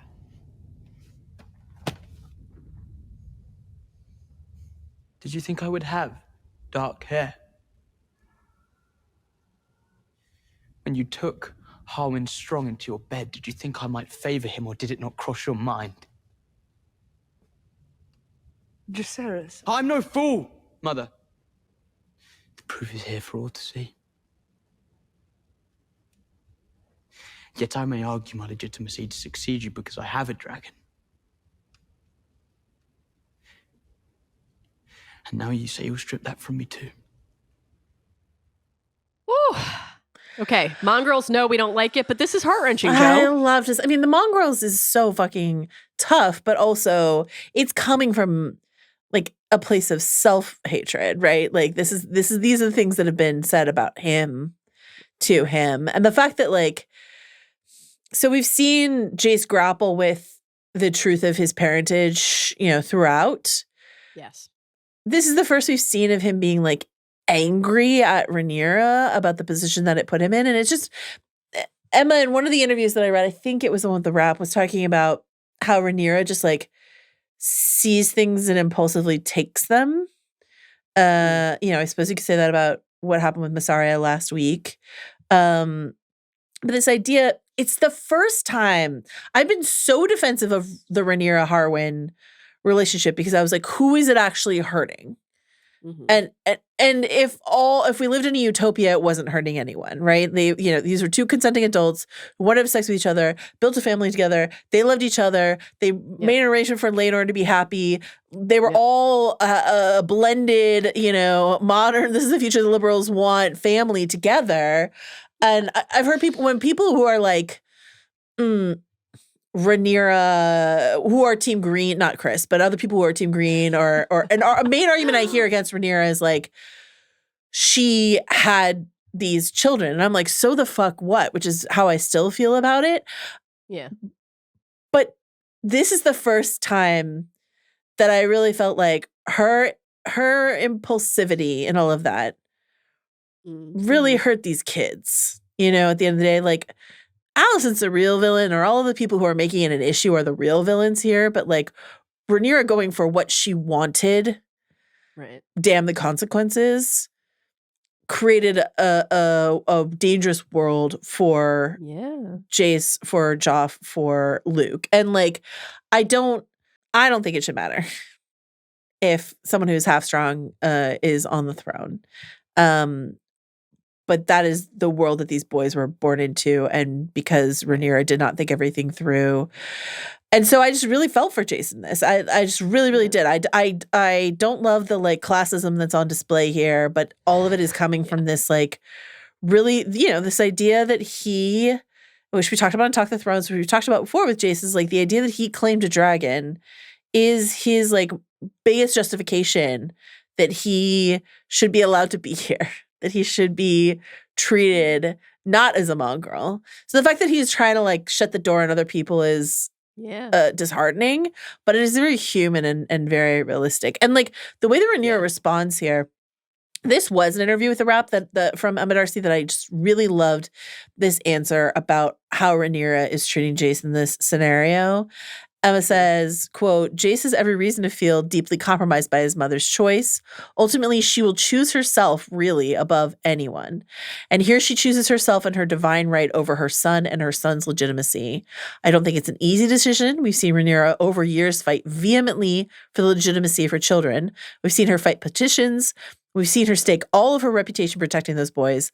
But in this case, she feels she's received divine permission. Jace says, and Harry Collette plays it so beautifully in the episode, all these issues with how I look are silenced by the fact that I'm a dragon rider, and you are willing to give that license that I own away.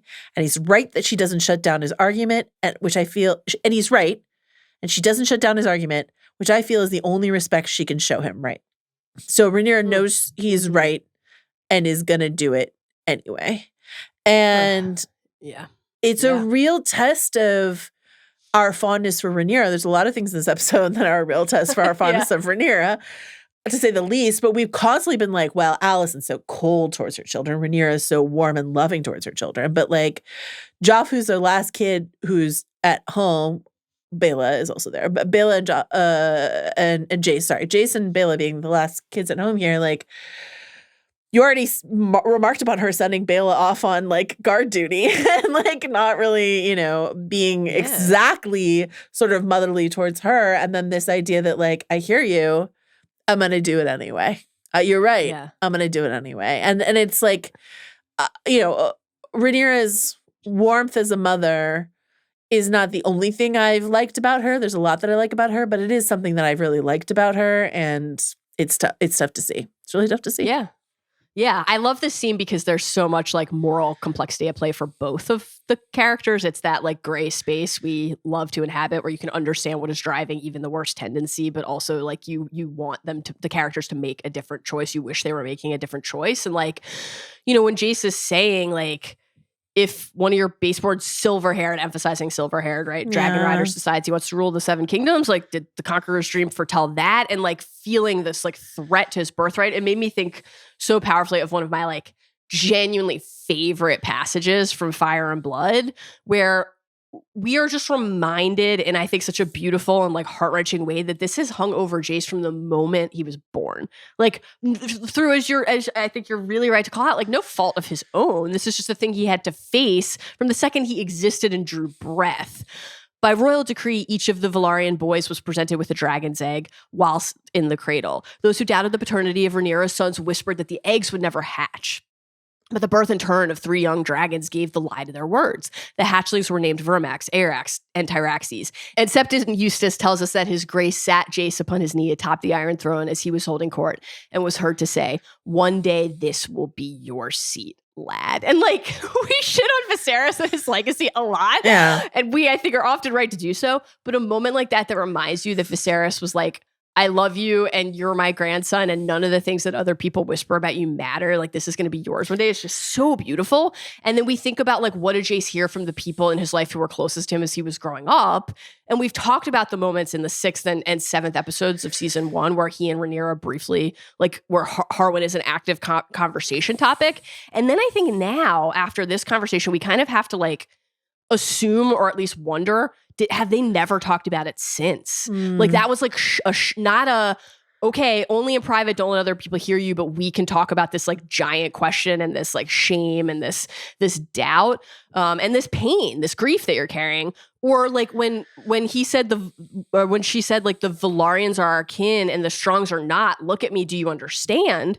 Was that shutting down this young boy's like pathway to broaching this giant thing with his own mother? Like that, I found that very hard not to like wonder about too then. Part of that's true, but the other part is like the very real active danger. Yes, there's protection, right? There's protection. Every time you say danger. this out loud, it's a risk. It's for dangerous. Sure. Absolutely. A couple other things about Rhaenyra I want to note in this scene. When that passage that we heard, that exchange we heard, when he says, "And when you die," and she says, "You are my heir," it's just so frustrating to watch Rhaenyra say that, knowing that that's what Viserys said. You know what I mean? Like, she knows how flimsy that is. She's living in how flimsy that is. And it's just like so tough for her. And then also to contrast these two scenes, to contrast it to earlier when they were talking about this dragon seed idea, back when it was like, you know, and it's Jace's idea to a certain degree. And there's that warmth. There's that like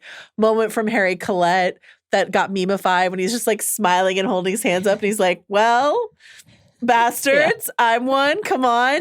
And like when he says mongrel, which is so tough to hear, and Rhaenyra gives him this look like, what are you talking? Like, who are you? Right? You know who you are, right? Why would you say that?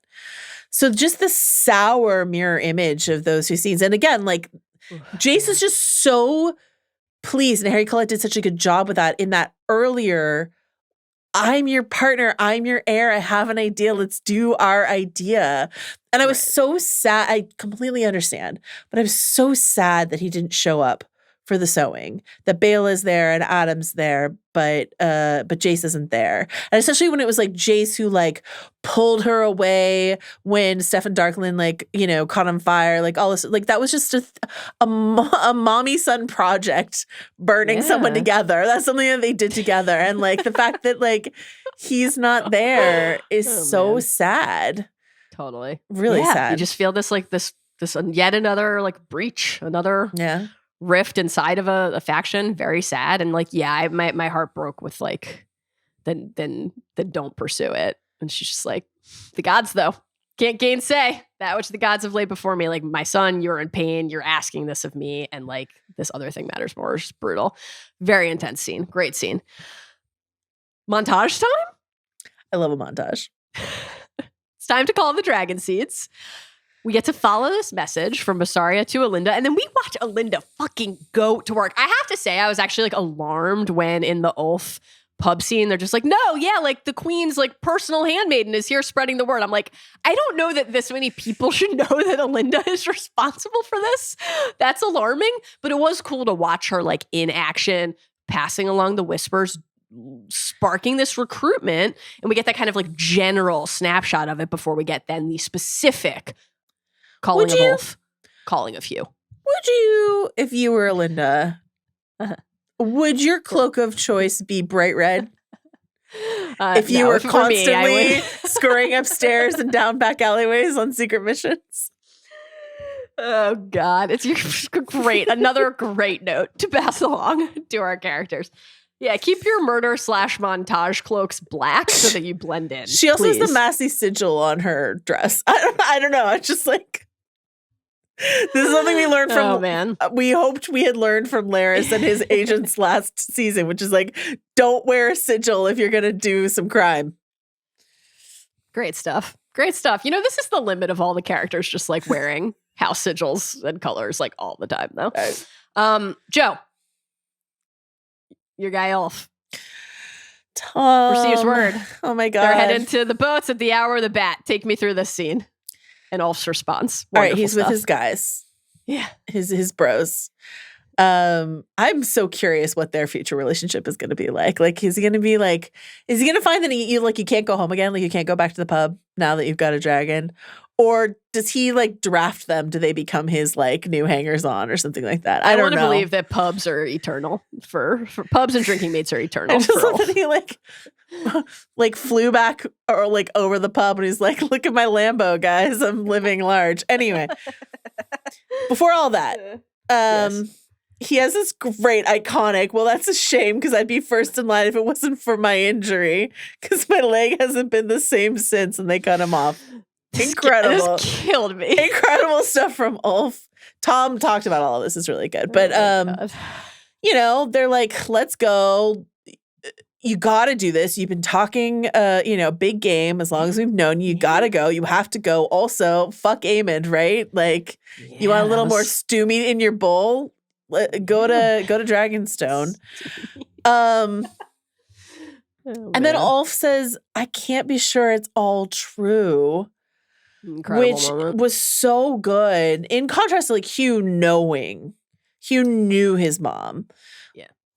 Again, I asked Tom about this. He talked about it to the extent that he could. There's an implication in the conversation that there's like things he knows that he can't talk about. But like, I really loved all of this.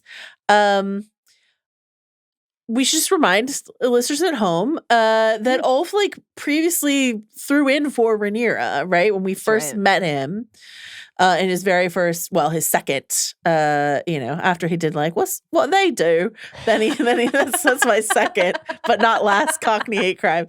Oh my God. When he walked into the inn, right? And he's like, he's talking to this guy from Dorne, and he says, quote, uncle to the one true queen, Rhaenyra Targaryen. And he says, I'll tell you who else doesn't have silver hair, the rightful heir to the Iron Throne, my nephew, Prince Jacaerys Velaryon, right? So he like threw in with them, and then Aegon walked in, and he's like, hail to the king. Yeah. Tough stuff. Anyway, we'll hear more Great about stuff. Ulf from Tom himself. What do we want to say about Hugh Hammer? Hugh Hammer, hard Hugh. So let's just build right off what you were just sharing about Ulf. And okay, what previously stated like stance on the ruling parties do we have from Hugh? Well, of course, in the first episode of this season, we saw him making the pitch to Aegon in the throne room for coin because he was working as a smith for Team Green and said the Smiths are all proud to support your grace against Rhaenyra. In general, I think that accepting people who had said either or both of those things is like a very Jaehaerys kind of thing for Rhaenyra to do, right? Team the of rivals. Yeah. You're just going to keep warring if you don't build bridges. My note remains, as we discussed many times on Sunday night, any vetting of the 45 seeds, any questions for any of them about what they believe or who they've aligned with or anything at all? No. On the boat on the way over, a quick Q&A. You know? Yeah, some forms to fill out. A little would you rather, you know, something to test the waters. We love a would you rather here at Gasvar. So Hugh, not drinking with his pals, home with Kat. They're mourning their kid who died off screen. I'm sorry that I'm laughing. I am a monster. We spent a fair bit of time with this increasingly corpse-like dying child, and then was just like cast off between episodes. Tough stuff there. But it does. Dave Gonzalez texted me about this, and he was like, I feel like that child only existed because they were worried audiences wouldn't feel sad enough about just adults starving. He's like, which I feel like is sad enough. Sad? Yes. That's like, wow. Dave coming through as always there with a sterling observation. It does make us think though, like, would Hugh have always felt moved to answer a call like this? You know, we hear him say, which we'll get to this quote momentarily, like, I wanted to make my way with my own hands. Mm-hmm. Or is it just simply a matter of the circumstance? There's no food. There's no money. My kid died and I couldn't save her. Like, I need something else. It heightens our question of like what pushed Hugh maybe to answer the call for the sowing. And he reveals his parentage to Kat and to us. Here's what he says. I never knew my father. That much is true. But I did know my mother. I hid it from you, and I'm sorry for that. She worked in a pleasure house. She was granted more freedom than most because of who she was, and because rich men paid more to fuck a woman with silver hair. Normal way to talk about your mother. Yep. Thrones. Really fun. She used to tell me I was no different to her brother's boys, Viserys and Daemon. This was literally, of all the things that happened in this episode, this is the first thing we texted about. It is. After we saw it. Like, holy fuck, is Hugh Hammer Sarah Targaryen's son? I think the answer is yes. The actor confirmed it in an interview, so it is a yes. Okay, so let's tell everybody who Sarah Targaryen is. Sarah Targ is. So Balon, who is Viserys and Daemon's father, this is his sister. Sister also to their mother also. Just stop me if you've heard of it before. Yeah, so this is Aunt Sarah, Viserys and Daemon's Aunt Sarah Targaryen. Defiant prankster is a fun way that you've described her in our notes here. Her very first word was no. Yeah, I think defiant, is the word that I was like bringing up when we were talking about her on Talk the Thrones. Yeah. But she was disowned by Jaehaerys, much to Allison's chagrin after a sex scandal involving who? A Beesbury, by the way. Yeah. A different Beesbury, but a Beesbury who was teaching the ladies how to fuck in King's Landing. Man. Beehive. Yes, the Beehive. Yeah. She tried to steal a dragon to escape, sent to the Faith, fled to Essos, took up work at a pleasure house in Lys, opened her own pleasure house in Volantis, and fathered 3 bastards who pushed their claims at the Great Council of 101 AC. We want to read that bit in a second about those bastards, the Sarah's boys who showed up to the Great Council.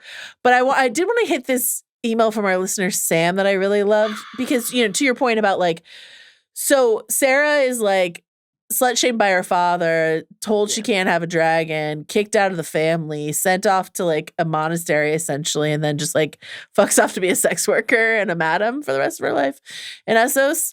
So Sam wrote, "It is truly poetic and masterful touch of adaptation for the bastard son of a disowned daughter to claim his grandfather's dragon. Yes. That kind of choice feels especially like something George would craft. A daughter, quote unquote, dishonors herself, but is in turn treated with cruelty and a distinct lack of mercy by her royal father, pushing her away from her family and the life she'd known, pushing her to siring a bastard who grows up in a broken family, a bastard who tries his hand at an honest life and is an especially cruel twist of fate, loses a daughter of his own, and then that rage, that anguish, that sense of loneliness reaches back generations to claim a symbol of power robbed from him. You can see all the wonderful ways this experience will shape his sense of self-worth and due. I loved that from Sam. But yeah, it's just chef's kiss. Perfect. This is so good. There are some differences with Sarah, which we can talk about if you want. But do you want to read this Fire and Blood passage about the Great Council? Sure, yeah. So the three bastards, Hugh, not one of the three in question here, but the three who came forward to make their claims. From Essos came three rival competitors, grandsons of King Jaehaerys through his daughter Sarah, each sired by a different father. Sarah. One was said to be the very image of his grandsire in his youth. Another, a bastard born to a triarch of old Volantis, arrived with bags of gold and a dwarf elephant. Amazing how often elephants come up in the world of Ice and Fire. The lavish gifts he distributed amongst the poorer lords undoubtedly helped his claim. The elephant proved less useful. Princess Sarah herself was still alive and well in Volantis, and only 34 years of age. Her own claim was clearly superior to those of any of her bastard sons, but she did not choose to press it. I have my own kingdom here, she said, when asked if she meant to return to Westeros. So that's just like a great little insight into how Sarah thinks and behaves, right? But also this idea that like her bastards were in the world, they made this push, like that's like a historical Great Council canon record, and now we're like, oh, Hugh, another Sarah bastard who we didn't know about. What an incredible little touch. And I love that email from Sam and thinking of him claiming like his grandsire's dragon and just like a symbol of power. They're so different dispositionally. Jaehaerys and Hugh, and that gets back to everything we discussed at the top of like, what is a dragon seeking at a given moment in time? Like, it's so rich. I really like this choice. I've seen people latch onto this line that you read. One was said to be the very image of his grandsire in his youth. Now, again, we're talking about other boys, but if Sarah has a son in Hugh who is like the very, we met Jaehaerys when he was like quite wispy and crusty in the Great Council scene, but like we can imagine that in his youth he looked much like Hugh Hammer, and so this idea that Vermithor is like, oh, I know you. You look familiar. Is fascinating to me. The hang up here is that you might have heard us. We said Lys, we said Volantis, blah blah. Like Sarah set up shop in Essos. Right. There's no mention of Hugh here talking about like I grew up in Essos and I came back or anything like that. So like that was the one thing that I was slightly hung up on when you and I were texting. Like, is this Sarah? Because I was like, the way he describes it to Kat here, the implication to me is like, I was born and raised here in Flea Bottom, but I guess that's me just sort of like, Anyway, point being, maybe they'll mention it later, but if they're going by book canon, Hugh grew up in Essos and had to actively decide then. That's an interesting character choice. Similar to when we were talking about Adam and Alan growing up in the shadow of Driftmark. It is an active choice to leave Essos and come back to King's Landing and like find his way into the throne room to be like petitioning Aegon for money, hat in hand, this like his family member, you know what I mean? So this is like an active character decision that seems sort of in contrast to this idea of like, I was determined to make something for myself. Would you choose then to go to King's Landing to make that life for yourself? Which is why, like, I kind of think that in show canon, the implication is like maybe Sarah set up shop a little closer to home. But who's to say? Jaehaerys would have had some notes on that. He certainly would have. Interesting little wrinkle. He certainly would have. You mentioned Kat. Yeah. So when part of his pitch to her is, we'll have a better life if I can claim a dragon. You'll be a lady. And she says, I do not care to be a lady, Hugh, and neither do I want to be a widow. Another good line from Kat. What is your read on that then? Because he decides to go. Like, we see him go. You and Chris felt like this was it. for Kat and Hugh. Yeah. And certainly I can understand that. Like the guy who stands in front of the dragon and goes, come on, like that guy like lost his daughter, like, I have lost his nothing. wife, Yeah. lost everything. I'm ready to die if I need to.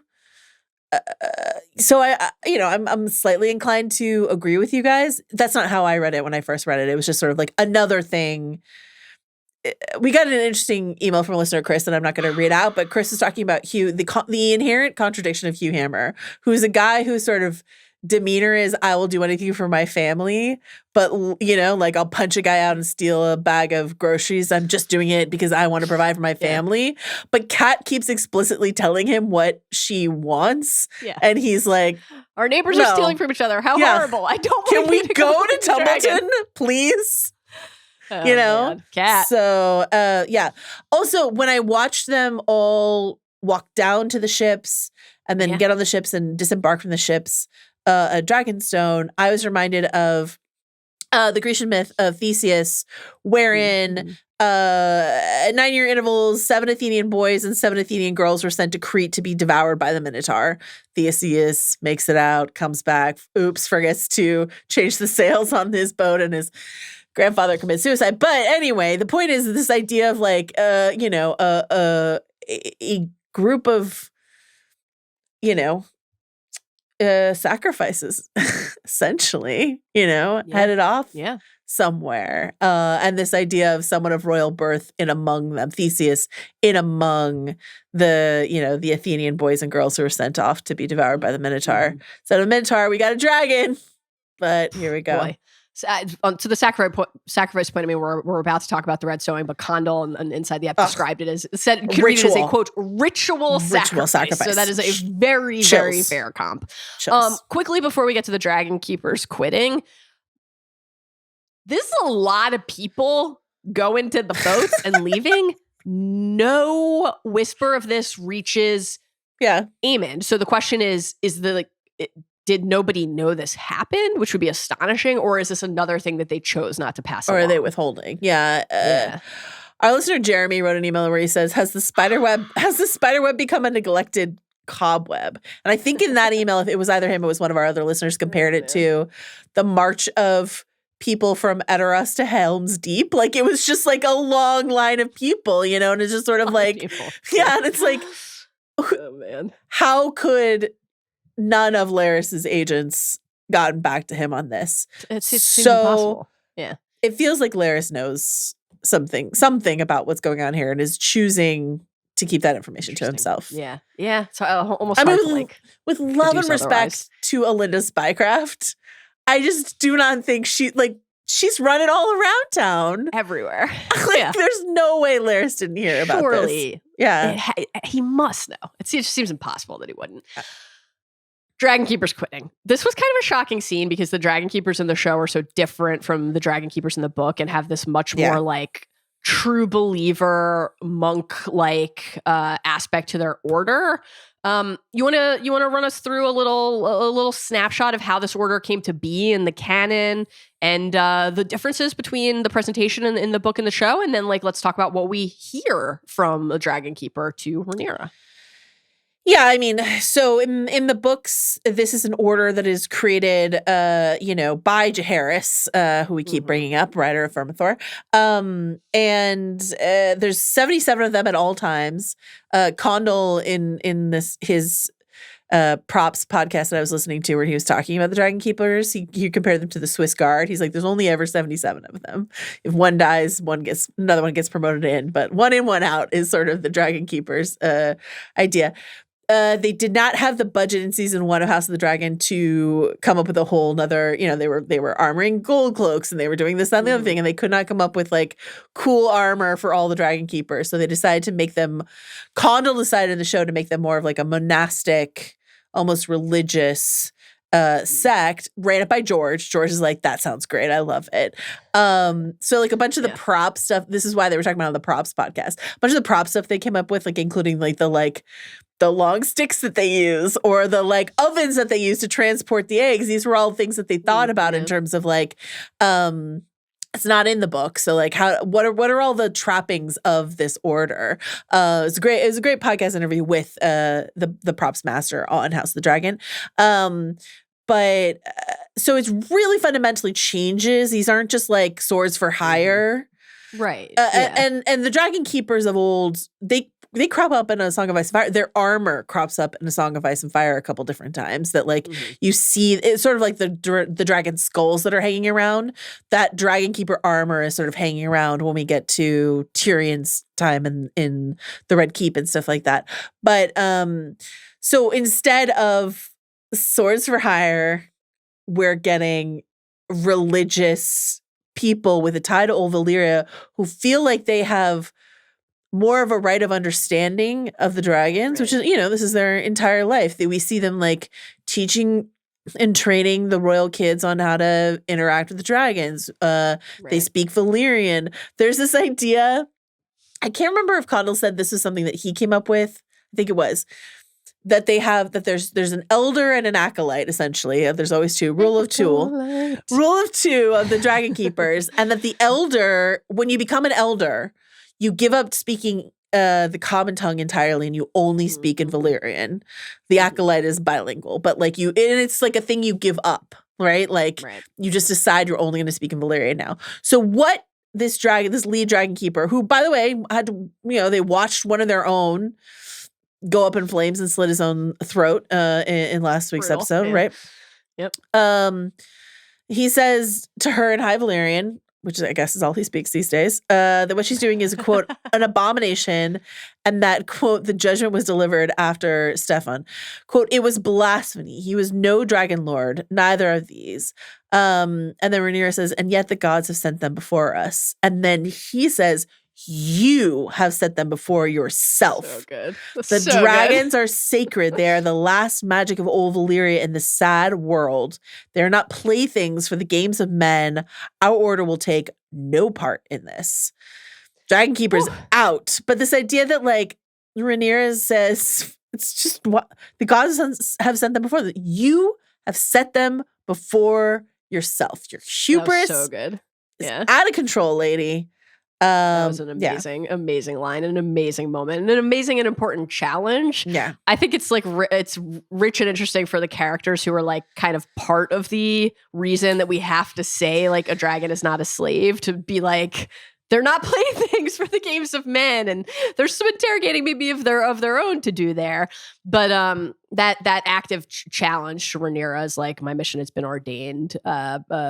Sense of righteousness here felt very important to hear. And then like as we continue to talk about like signs and portents and signs, like the Dragon Keepers walking out on you.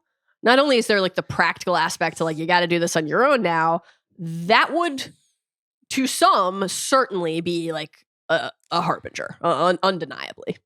Put the brakes on. The weird old brakes. The dragon cult doesn't want this. No brakes. Pedal to the metal. Gas time. Let's go. Rhaenyra addresses the seeds, and she moves to speak to the assembled. And we hear the quote that opened the episode today, saying like, here's the evolution of what I thought I knew about claiming a dragon. And when she moves like further into the crowd, Sir Laurent like follows her right on her heels, and she kind of looks him off. And we talked about this on Talk the Thrones. We've gotten some like, further insights from Condell and Co. on their read on this. Huge insights, I think. Yeah. So are you still thinking of Daemon as a comp in addition to? No, not anymore. I'm not. Why not both? Why not all of the above? Oh my God. You were so right to challenge me on that comp as you did on Talk the Thrones, right? Because what Condell says is that this was like similar to the smooch with Mysaria, that this was actually Emma's pitch for Rhaenyra to go and walk amongst the seeds as though a pastor amongst her flock in terms of religious cults. It's not at all troubling to hear. The comp you made was to Daenerys and Misa, which I think is a much better comp than Daemon. But like, as we said, there's no vetting here, and it's just it's a wow moment. We're going to talk about culty stuff soon when we talk about blood sacrifices, but like, yeah, she says, quote, our purpose is to end the hardships infecting the realm. The enemy will have no choice but to bend that they can end the suffering without bloodshed. God's willing. Like, I just can't believe, like, there's no way Rhaenyra thinks there is a single chance that Aemon says, I think she... You added to the roster, here's the throne. I do not think Rhaenyra believes that. And so this all feels like, again, the kind of like... I think she the thinks... way that manifestation of belief, like the walking into the crowd, I'm the chosen one, nothing I'm can harm untouchable. me. Yeah. Right? Yeah. But like... a belief in an outcome here that does not feel possible. And like, but I think without bloodshed. I really do believe, I'm not prepared to tilt Rhaenyra into full on like Jonestown yet, but like you said she's handing out Kool-Aid. But I think that like, I think she believes that the war will ultimately be less bloody. And this is what Emma said in one of the interviews, right? So without bloodshed is a complete bullshit line. Less bloodshed is what Rhaenyra genuinely believes. Right. And that also the realm she is the promised one. Yes. So the realm will be better off and better protected if she's got her ass on the throne. Right. We've got to unite the realm so that we're ready for the great war and the great threat that awaits. Yeah, absolutely. Absolutely. Rhaenyra calls Vermithor. Woo! This was chilling. Can we hear it? The dragon, named Vermithor, is the largest in the world after Vhagar, and perhaps the most fierce.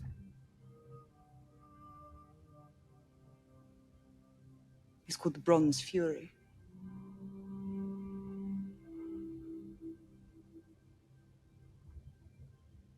We'll go to him now. And may the gods bless you. Woo. Woo. You want to share some Vermithor quick facts with the bad babies before we talk about what unfolds here at the Red Sowing? Bronze Fury. How much did you enjoy the saliva just dripping from his teeth? I adored it. I loved everything about this. As we've mentioned already, this is Jaehaerys' dragon. Yeah. That now belongs to his grandson, the son of his daughter who he disowned. Cool stuff. And as you mentioned, Vermithor was born from an egg to Jaehaerys, right? Right. So he's nearly 100 years old. Super old dragon. But used as a deterrent throughout Jaehaerys' reign. We mentioned this on Talk of Thrones, but we both love this scene. So good. From Fire and Blood, where Jaehaerys is treating with a Baratheon lord, Rhaegar, right? And he's Vermithor is just snacking on a bull, maybe multiple bulls, but at least one bull. And Jaehaerys, it goes, quote, he grows larger every day, Jaehaerys said as he scratched the great worm under his jaw. Keep your nieces and your nephews, my lord. Why would I need hostages? I have your word, that is all I require. But Grand Maester Bennifer, shout out Bennifer, heard the words Jaehaerys did not speak. Quote, every man and maid and child in the Stormlands is my hostage, whilst I ride him. His grace said without actually saying, wrote Bennifer, and Lord Rhaegar heard him plain. So good. I love all of the glimpses we get of how Vermithor is presented to the kingdom, either in like a specific subtle show of power like that, or just the fact that the way Jaehaerys and Allison always remind the realm that they have dragons. He and his queen meant to see the land they ruled, to learn its needs firsthand, to meet his lords and take their measure, to let themselves be seen by the small folk and to hear their griefs in turn. But wherever they went, it would be with their dragons. This is just like, you can't tell the history of Jaehaerys and Allison without Vermithor and Silverwing. Like, these two dragons entering the story, it's just massive. And of course, like, riderless since Jaehaerys' death. Silverwing similarly riderless since Alisane's death. So they'd only each had one prior rider, Hugh and Ulfr, just the second riders for each of them. Vermithor comes into the screen, Joe. It's so good. It's so good. Emerging from the shadows. Like, was this your favorite shot of the season so far? Yes. It was incredible. Like, not just shot, I mean, I would say sequence. Because just like, again, the sound design, the score, something something I've talked to Paula about before, which I think is so interesting, is this idea of like, when she designs the dragon noises, sometimes she has to battle to get are we going to hear the music or are we going to hear the noise of the dragon? This is a constant sort of like back and forth between the dragon noise and the score. And so the specific sound design choices made here are just incredible because we're hearing a lot of Vermithor. We'll get a really sick score moment later from Ramin Djawadi, but like this is largely the noise of the dragon is the music of the scene, and it's so good. It's like a crank. Yes. Oh God. Like ratcheting up the fear and the tension as Vermithor creeps into view out of the shadows is so good. And just sort of like comes above her, and so like everything to do with Vermithor, the saliva on the teeth, it could almost like smell him, like just like incredible. And then Emma's performance against pixels. You know what I mean? Against not a tennis ball, they use those like blue dragon heads, but like, you know what I mean? It's just like, it's just astonishing. And she says, Rhaenyra says, be calm, Vermithor, be calm, serve, right? Yes. So this is what Emma says about the moment that Rhaenyra touches Vermithor. Emma said to the Wrap, I think it borders on a kind of religious fanaticism. We see her become more and more wedded and ingratiated into her faith. She seeks the old gods, by which I think we also sort of mean dragons, as a key to her own future. In a slightly frightening way, there's a religious fervor, like she has the gods at her back in this decision. And so like so this is what we mean when we say go back and rewatch that Adam scene on the beach when she's like, and you did what I thought was impossible and I'm glad of it. You know what I mean? And we're like, oh, that's so nice.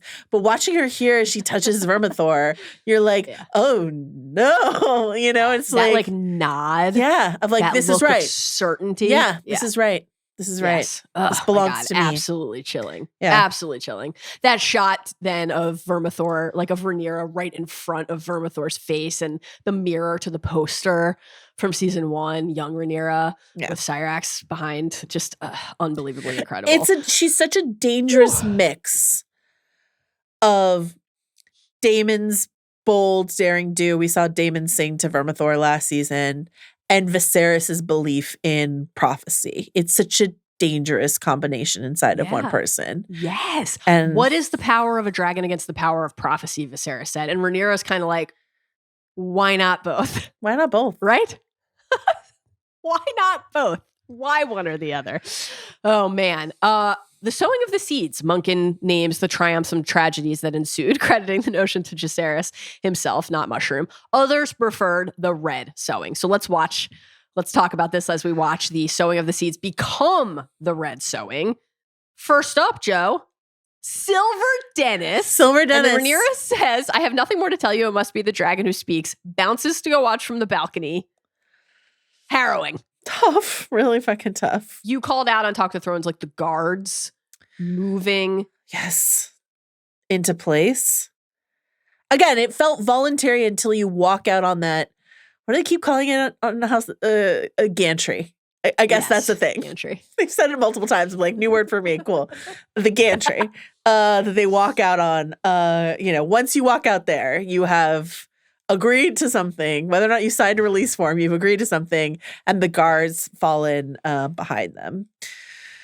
The look on Rhaenyra's face as this slaughter is playing out, like this felt like we talk a lot about the worth the price moments in the show, like Otto talking about Aemon claiming Vhagar, or Helena asking Aemon, was it worth the price? And like this felt like Rhaenyra's is it worth the price moment? And we can see like running the calculus.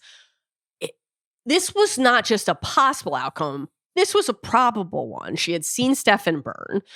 And the fact that the plan works means that she was right to do it, right in terms of just the pure cold math of the outcome of trying to strengthen your side, right? But she let dozens and dozens of seeds burn without hesitation. There was a hesitation about what it meant to use bastards, but not a hesitation about leading them to the slaughter. I've heard some that people, is a harrowing thing to confront. I've heard some people say, like, there's no way she could have known. She couldn't have known precisely how it all, but if you're like, oh my God, she never thought it would play out this way, then why would she set her guards at the back of the gantry? Again, the gantry, a word that I know and use often, but like she set her guards there. Like, I don't know what else to tell you. She locked the doors. A lot of people have been like, oh, the Red Sowing, the Red Wedding, like what's the comp there or whatever. I mean, like she locked the doors on them the way that they locked the doors in the Red Wedding. I love this idea. This thing goes from something that we are cheering for to something that we are horrified by so quickly. Yeah. Yes. It's so good. And that ritual sacrifice, like religious cult and ritual sacrifice, both being things that Connell says about this episode, really flavors our reading of this whole thing, right? And like, again, so Emma to British GQ, in that moment, to asking about that moment that where Rhaenyra is up on her little like viewing post watching everyone.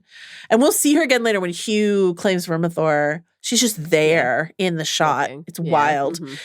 But she says to British GQ, quote, I think she feels like a god. I think she feels super proud. I mean, I think it's uncomfortable. I think there's something actually also that ties into the religiosity, even being back in proximity to dragons, to that fire, is to somehow be living her birthright, to be soaking up the divine somehow. Is this not so I ask you, Mallory, is this not the embodiment of, I will take what is mine with fire and blood? And this idea of ritual sacrifice, like, can I talk about blood sacrifices in A Song of Ice and Fire for a second? Okay, so we were talking about blood sacrifices since the beginning of the season because we see it in the opening tapestry of that's woven in the opening credits of the episodes. Yeah. From Fire and Blood, quote, the Valyrians were more than dragon lords. They practiced blood magic and other dark arts as well, delving deep into the earth for the secrets best left buried and twisting the flesh of beasts and men to fashion monstrous and unnatural chimeras. For these sins, the god in wrath struck them down. So that's cool. That's what they did in Old Valyria. Blood sacrifices, weird shape-shifting stuff. Really, really tough stuff. That's a lot of royal Targy blood that just went up in smoke inside the Dragonmont. 43 dragon seeds just went up in smoke. And so if we're thinking about royal blood and sacrifices, we got to think about your favorite scary lady and mine, Melisandre, right? We meet her in the show world. We meet her burning people on a beach, right? Yep. Melisandre has this fascination with king's blood. She says, quote, only king's blood can wake the stone dragon. So there's Gendry, who you mentioned on Talk of the Thrones and Today, or Edric Storm if you prefer, if you're a book reader. Mance Rayder, Shireen, like when she's talking about Stannis, she says he does have power and fire cleanses. And Stannis is such a good, interesting Rhaenyra comp here because, like, Stannis is a character, and I might be sick in the head to feel this way, but Stannis is a character who I would still describe as a good man, despite the fact that I watched him burn his own daughter. And it's because the Melisandre plot is so caught up in this, like, religious fanaticism plus, like, meeting ego, meeting, like, I would be a good ruler. When Stannis shows up at the wall and stuff, you know, you're sort of like, would Stannis be a good ruler? Perhaps he would. And it's just this, like, what we're getting from Rhaenyra here is like a Stannis Melisandre like combination. She is both the like leader, the like hypnotic religious leader, and the like the monarch who has drunk the Kool-Aid, pouring and drinking the Kool-Aid at the same time. And it's just like, I think that this idea of king's blood is so interesting when we think about it in A Song of Ice and Fire because there's there's no proof. There's no proof of any of this stuff, but there's no like proof that king's blood, like what makes king's blood?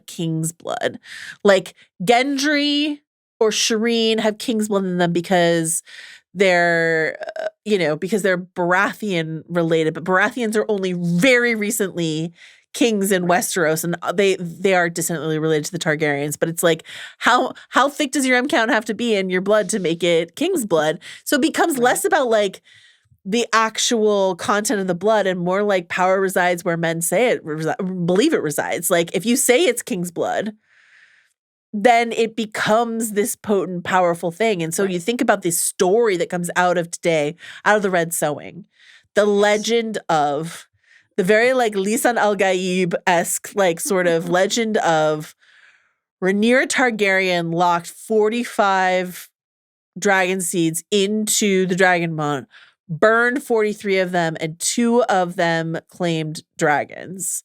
Right. That's such a scary story. And she did it on purpose. And that's such a scary story for people to tell of her power, of her claim. Also, while we're talking about blood and dragons, we have to talk about Miri Mazdur, of course. This idea of only death can pay for life, and the death of Khal Drogo and Daenerys' baby and Miri on the fire are what helped in the ritual of like cracking those dragon eggs for Daenerys in the first place. And then I'll just say the word Summerhall and just like call it a day, because that's for a future show perhaps to do. But this idea of like blood, royal blood, fire, dragons, and how all of this, and it's what is so wild about this adaptation, what's so brilliant about it is like, this isn't really the tenor of the Red Sowing in the book at all. The tenor of the Red Sowing in the book is like a bunch of people showed up because Jace promised them, land and the life of a noble and all this sort of stuff like that. And they lined up one by one, and they like either claimed a dragon or they didn't. And a bunch of them got burned, but they all decided whether or not they were going to do that. Rhaenyra didn't like ensorcel them into a cave and then lock the door on them. It's just sort of like, it's a much different, it's still upsetting. It's still called the Red Sowing, but like you never get a sense at any point in that sequence in the book that those people couldn't leave if they didn't want to. You know what I mean? Yeah. And that's, and the one by one, and the one by one nature of it. It's like, I'll try my hand at this. I'll try my hand at that, not let's just group you all into a cave and see what happens. Yeah. Yeah. And again, just the way the like weight of, and then the propulsive like driving thrust of the cannot gainsay what the gods have laid before me part of it is just so palpable here in a way that is really new and frames and informs our read on what we're watching here. Speaking of our read of, thank you for taking us to Blood Sacrifice Corner. That was a thrill. Loved every second of it, genuinely. It's very clear, I think, 3.5 hours into the pod that we loved the Red Sowing. We loved the episode. I think we shared the sensation that the pros and cons of having spent time with Ulf and Hugh and Adam, obviously that happens outside of the Red Sowing, but it's like we know more about these characters sort of than we would have if they had they're introduced to us at the Sowing in the book. It's like, here you go. So having spent more time with them before, knowing a little bit about their lives, being more invested in them than we would be obviously definitionally if we just met them here in the Dragonmont, that's a gain and a win and a thing that we have benefited from. The trade-off, I think, is something that a lot of people are feeling, which is like, it's hard to think heading into this sequence that there's going to be a different outcome other than the 2 characters we know standing on that Gantry. What was the word? Gantry. I've watched every House of the Dragons film and still can't remember it. Gantry.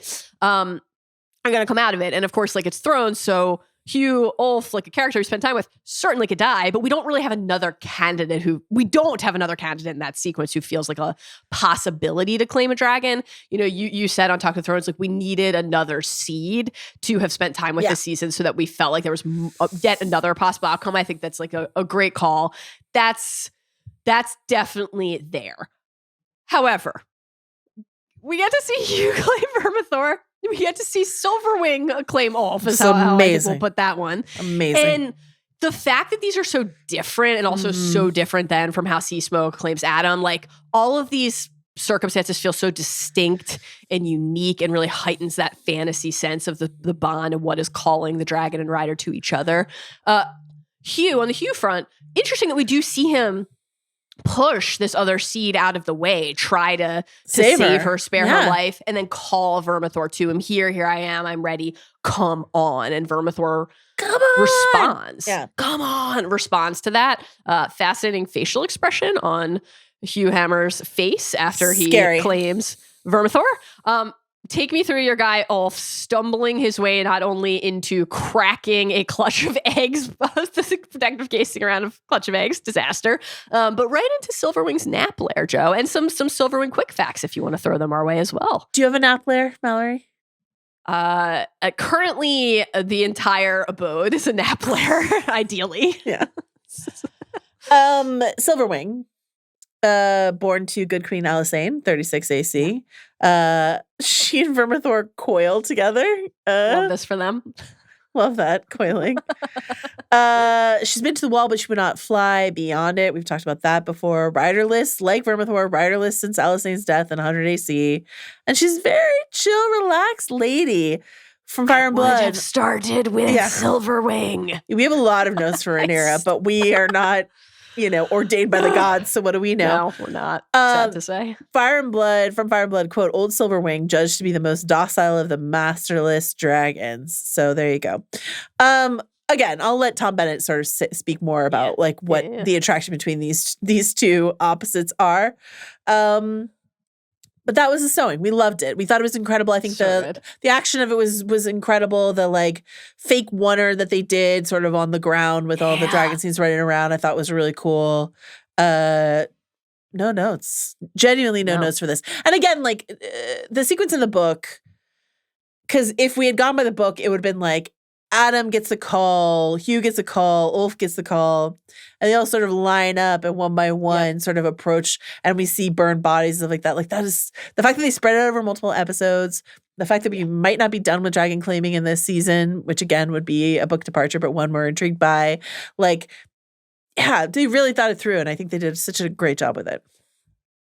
One person is less enthusiastic about The Sowing than we are, and it's Aemond. It's Aemond One-Eye. It's Aemond Targaryen. Back in King's Landing, the small council is getting a little update on Ormond Hightower's slow progress. The Bees' allies causing trouble on two fronts. Wonderful stuff. Absolute thrill to hear Ironrod say, in happier tidings, Prince Darren's dragon, Tessarion, has at last taken wing. Your brother expects to join the fight soon. When he does, the Hightower host will be unstoppable. We get to see Tessarion in the trailer, the scenes for the finale. We both freaked the fuck out. It's just blue belly and copper wings on a blue it can belly. only be Tessarion. Incredible stuff. Thrilling.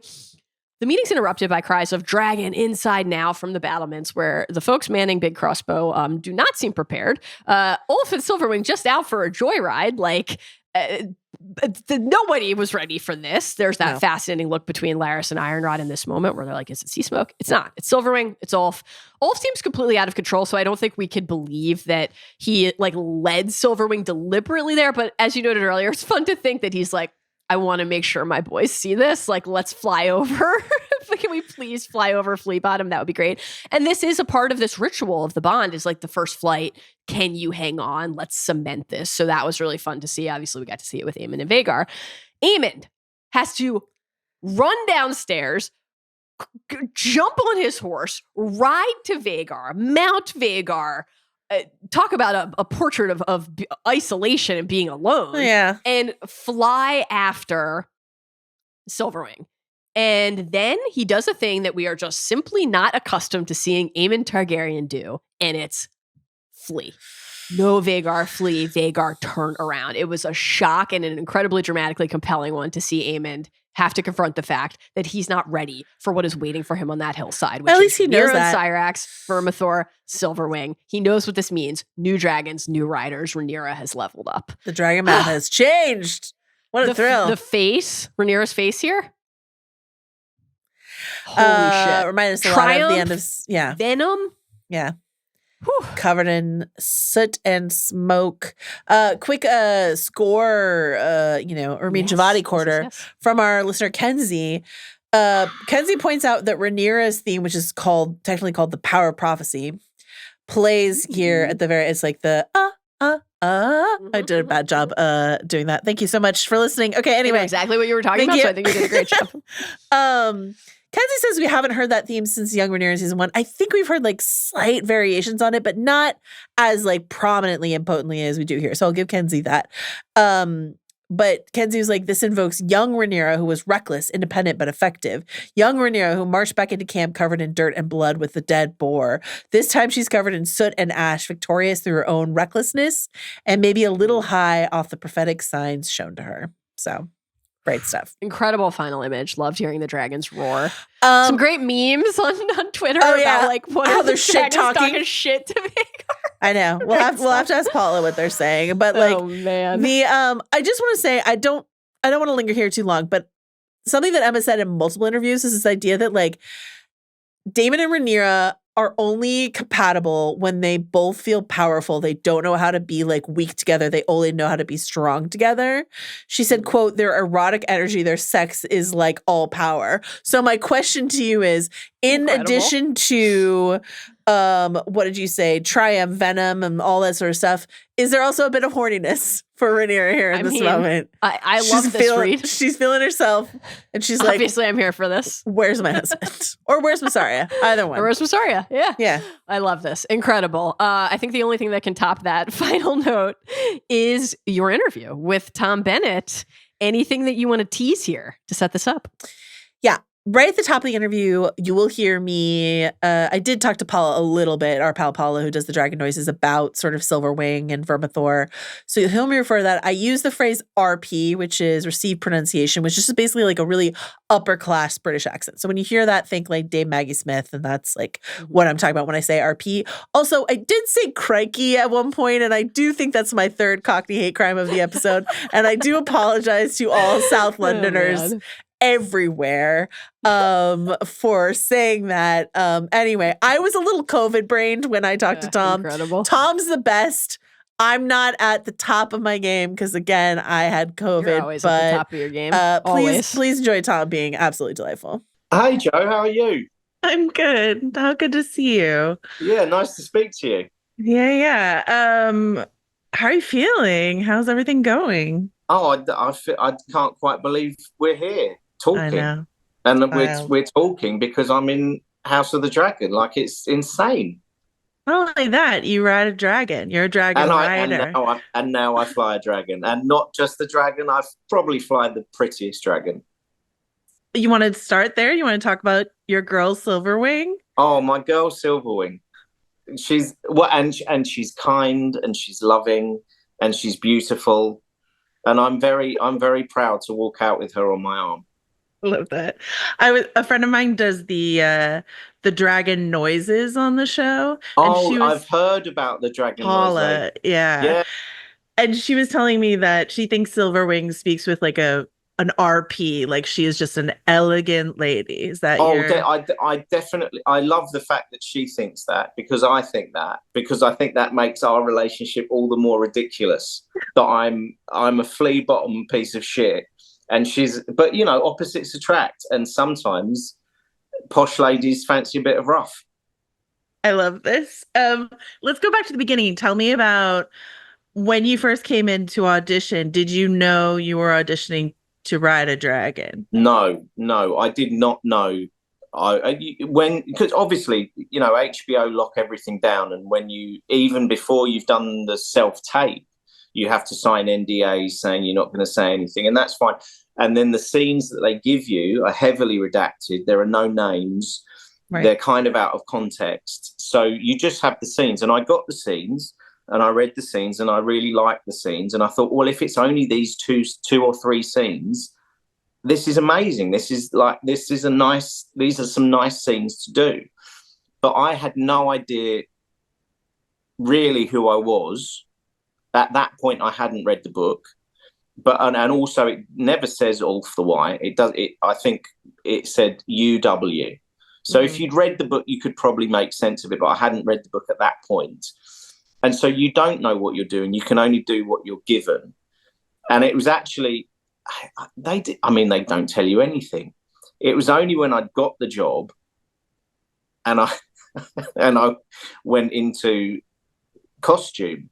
They said, "Oh, so we've mocked up a little set for your dragon riding armor." And I said, "Excuse me, dragon riding armor? I don't. What? You don't. Yeah. Sorry, I fly. What? I fly a dragon. Yeah. Has no one told you fly a dragon? Oh no, no one had told. Okay, well let's hang on tight and see what happens." So it's all been like a magical journey for me and Ulf. So did you then read the book? Are you the type of person who wants to read? I'm not saying the book is thick, but I started the book before we started filming, and I finished the book after we'd finished filming. And that, we were filming for 5 months. So it might be that I'm a slow reader, or it might be that George R.R. Martin writes thick books. You took your time, but did you I took my time. I wanted to ingest it all. Back when I was doing theater, I would do that like actor thing where you search the script for your name. Did you search the book for your name and go, oh, there's not much here about Ulf. I get to create so much of him. Yeah, I'm not. I don't tend to be someone that reads something just to find my bits. But I started reading it, and I remember the first thing I thought was, there is obviously all the names are the same. Right. There's been 2 or 3 King Viserys or Jacaerys. There's so many of them, and I can remember reading about the death of one of the kings, and then going, hold on, so that one wasn't even Paddy Considine. How long have I got to read this book before I get to anyone I've ever met on television before? So that was an interesting, if the book is this thick, we're doing this bit in the middle. Right.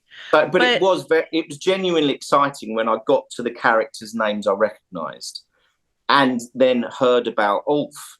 And he isn't fleshed out. He's not a 3-dimensional fleshed out character, because it isn't a traditional fiction book. It's a retelling, or it's a historical book written by 3 different sources. Yeah. And so there isn't a character there. He's not fleshed out. And that's one of the most exciting things, is that Ryan and Sarah, and in part me, get to put some flesh on Ulf's bones. This episode 7, when we get to watch Ulf confronted by this story that he's told again and again and again, and that doubt that immediately sort of crosses your face.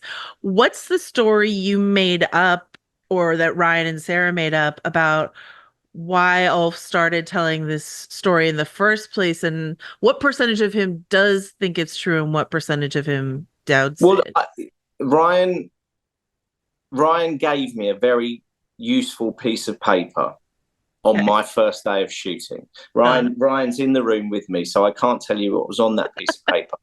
But I was honored that Ryan gave, he pulled it out of his own script and gave it to me and said, this could be useful to you today.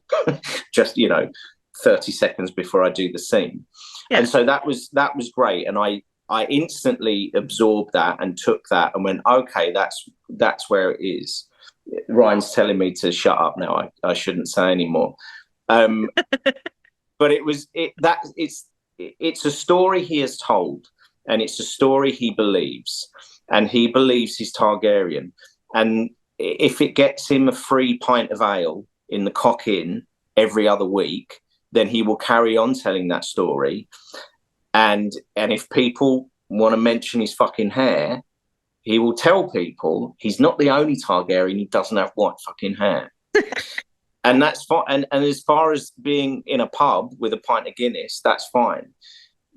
The temperature in the room changes when his mates, who he's been telling this story to for 15, 20 years, say, go on then, fucking prove it. Go and get in a boat and go and meet a fucking dragon and see if you die. Then the panic sets in. Then the doubt, the self-doubt creeps in, and it's like, well, am I telling? Is it true? Do I believe it? Maybe I was lied to. Are my facts correct? I don't think my facts are correct. Maybe I shouldn't do it. No, I think I've got it right. Please don't put me in front of a dragon. And the temperature changes when you are forced to back up your bullshit. What makes him get in the boat, go stand in front of that dragon? Peer pressure, bullying. Okay. His peers going, go on then, do it. It's an epidemic, peer pressure in King's Landing. You fucking said it, now go and prove it. But ultimately, Ulf hasn't got a lot. Like, he doesn't have a lot. The people of Flea Bottom don't have a lot.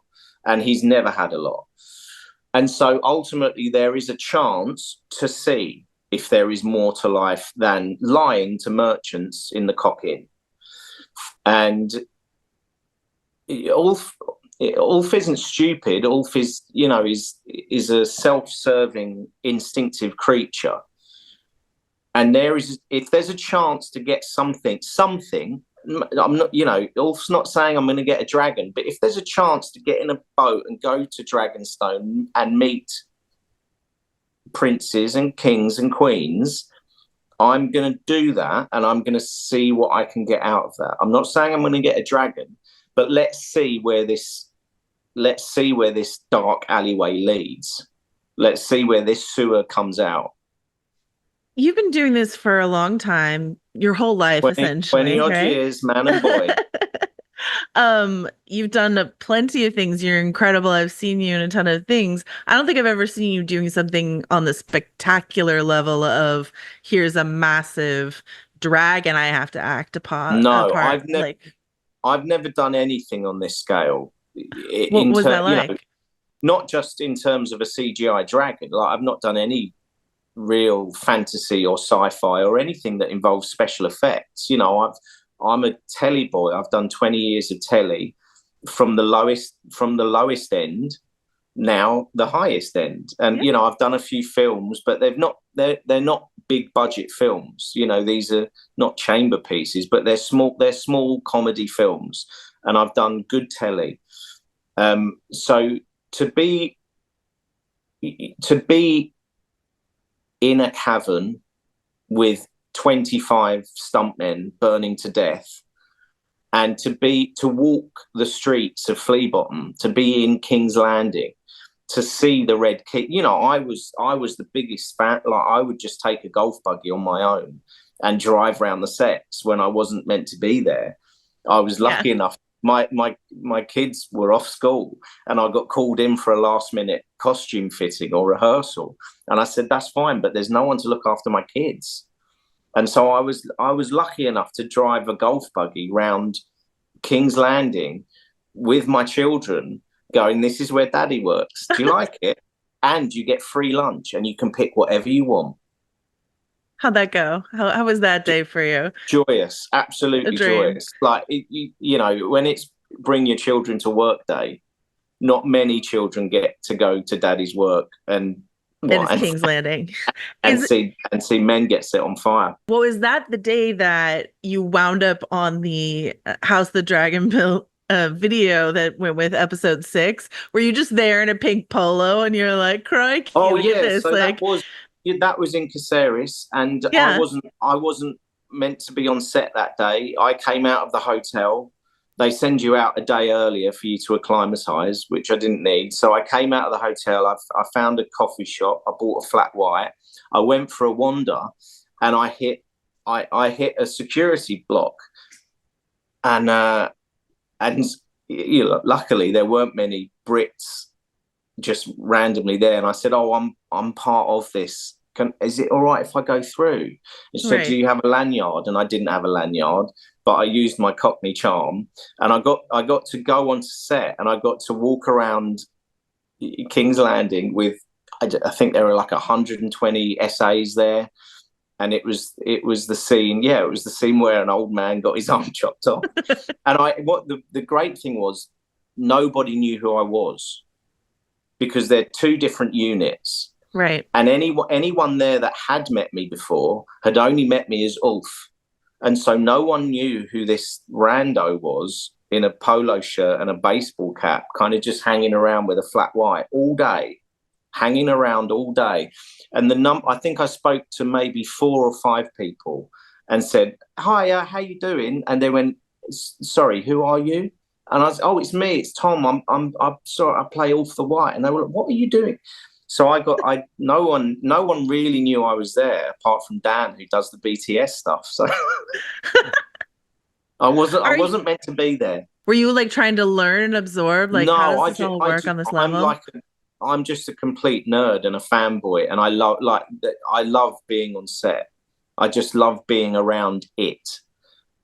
And this, I love being around it, on Channel 5 or BBC 2 or, in Doctors, I just love being on set. So to have the chance to be on a House of the Dragons set, it's like, I'm a 44-year-old father of 3. There's no way I'm passing up the opportunity to be on this set and see Olivia Cook running away from 120 extras while an old man gets his arm chopped off in this beautiful, Ionescu registered, listed town with, ginormous blue boards up everywhere so we can put the rest of it in post. It's like, it's magic. Like, who wouldn't want to do that? It's not work. It doesn't feel like work to me. I was so delighted the second you showed up, not because, as you know, I'm like a fan of your work, but because I was so excited to hear a strong Cockney accent in House of the Dragon, because we don't have a lot of South Londoners in Westeros. When you found out that you could you're doing like an even stronger version of your natural accent, but I don't think I'm turning it, because obviously you know me as Sir James Martin.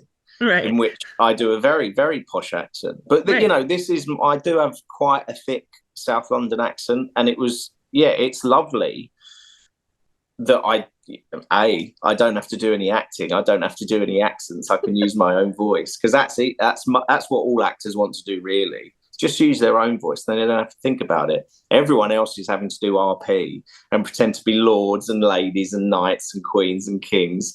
And I'm just this piece of shit from Flea Bottom, and I get to use my own voice. It's great. But yeah, we don't. I think in season 1 you have to know who the Targaryens are, and the Targaryens are royalty, and so it's all received pronunciation, and they are all playing high status. And I think, I'm really grateful that in season 2 we get to meet low status people, and we get to meet flea bottom citizens, because I think it makes a difference. You get to see how these decisions affect the small folk, and so I think it's a really great new avenue that Ryan and Sarah get to explore, and hopefully I'm part of that. I love that. Even before you get peer pressured onto the boat to Dragonstone, in episode 6, you're part of this larger conspiracy to sort of rile up the crowd. Ulf is sort of led into his role in that. Is Ulf only concerned about getting a little more like meat in his own stew bowl, or does he actually have a conscience when it comes to like the larger welfare of the small folk? I could be wrong, but I think Ulf is, he's quite a lovable rogue, but I think he's quite self-serving. Like, I think he's an instinctive animal, and he's a dog, and he does want more meat in his stew bowl. And I think he is, he hears the whispers and he hears the talk of people that maybe he looks up to and respects, and goes, "Oh, maybe there's something in this. What can I get out of this? And if I can shout, 'Where's our meat?' in front of 80 people, maybe I'll get some more meat." I don't think Ulf has the well-being of Flea Bottom front and center. I think it's there, but it's not front. It's way behind his own self-serving needs. I want to go back to your first entrance into the inn, where the camera follows you in, and it's like this very like, cheers, everyone knows your name moment for Ulf. Yeah. Can you talk about putting that together and just sort of what that scene where we learn who he believes his father is, a very specific kind of Targaryen, what all that tells us about who Well, Wolf is? he is very specific about his story, and he's very specific about who he is and who his brothers are. You know my brothers, right? Right. That whole scene was incredible. That was the tavern scene inside the Cheers, everybody knows you, which we all reference and go, oh, that is who, I used to play on stage a very famous character called Del Boy in Only Fools and Horses. And it's that kind of thing. It's the Nag's Head, it's Cheers. Everybody knows you're there, you're a character, and all this improv, bullshit that I spout out to people. That was my first day on set. That was my first day on set, and there's 100 SAs, there's 100 crew, there's 3 cranes. It was my first day, so it's like other directors who were going to work with me were all there watching me. Ryan was there, and I basically got a 3-page monologue full of people's names who are all the same. And oh no, there is a difference because Valarian is the house and Valerian is the steel, and High Valerian is the and so you get to the end of 3 pages, and then the dialogue coach comes over and says, You're saying Valerian, it's Valarian, and also you're saying Viserys, and it's Jacaerys, and Rhaenyra. And you're like, oh god, I can't. Oh my god, it's my first day. I'm really panicking now. And I had to take myself off for a couple of minutes and stare at a corner of a wall and just have a word with myself and go, no, it's okay. Use all 20 years of your experience not to shit yourself and carry on doing it. And the reason I was in Caceres was for one shot of me walking into the tavern. And I thought, why have they flown me to Spain for the best part of a week to walk into a door? Then I realized this whole street had been dressed, and again there's 100 SAs there, and there's a steady cam operator coming off a dolly down a slope, following me, checking out the girl, going through the door, seamlessly cut to me walking into the tavern at Leavesden at Warner Brothers. And so it's this brilliant, the opening of Goodfellas, walking into, it's a brilliant single shot with used on 2 separate occasions to make this. I all of it I couldn't quite believe, but it was a joy. It was a joy to do it. Excellent. Well, I'm so happy for you. I was like screaming. Not as happy as I am. I'm sure. As happy as I am, and my children and my wife. Thanks so much for the time, Tom. Oh, you're welcome. Nice to finally meet you properly. What a fantastic chat with Ulf himself, Tom Bennett. Enchanting is the word, yeah. It is time now for a quick little book look ahead. If you don't want to hear this is the moment where you leave us. We'll see you on Sunday night, right after the finale for Talk the Thrones. If you want to hear us do a little book look ahead, stay. Joanna, Larys, what couldn't you say earlier that you want to say here about Larys certainly preparing Aegon to escape? I mean, they're going to get the fuck out of Dodge by next week's episode. So this is why our training had to be accelerated. If, as we believe, Rhaenyra and co are taking King's Landing in the finale, Larys is the one who smuggles Aegon out of the castle and out of the city. So it would be helpful if Aegon was a bit more mobile when they do that. Yeah, I'm going to need Aegon if he's going to escape to not be screaming, oh God! Oh God! That's the entire time. Okay, I know you haven't seen... Really going to give away their position. I know you haven't seen A Quiet Place day one because you don't like horror movies. No, but I did ask multiple people if the cat was okay. Right, but there's this whole part where they're like running with the cat and trying to get the cat to be quiet. So there's this TikTok trend right now. A bunch of people are like, okay, here's me and here's my cat Mittens, and we're going to do a test to see if we would survive on A Quiet Place. And they like run around their houses with their cats, and all their cats are like yowling because there's no way you could keep a cat quiet. Anyway, I just imagine. So Larys needs to do the Quiet Place test with Aegon. Yeah, with Aegon, exactly. Fantastic stuff. On the idea of bastards and trust, I was like, I feel like and there are a lot of things that like the dread builds. You know what's coming. You're getting sad about things that await.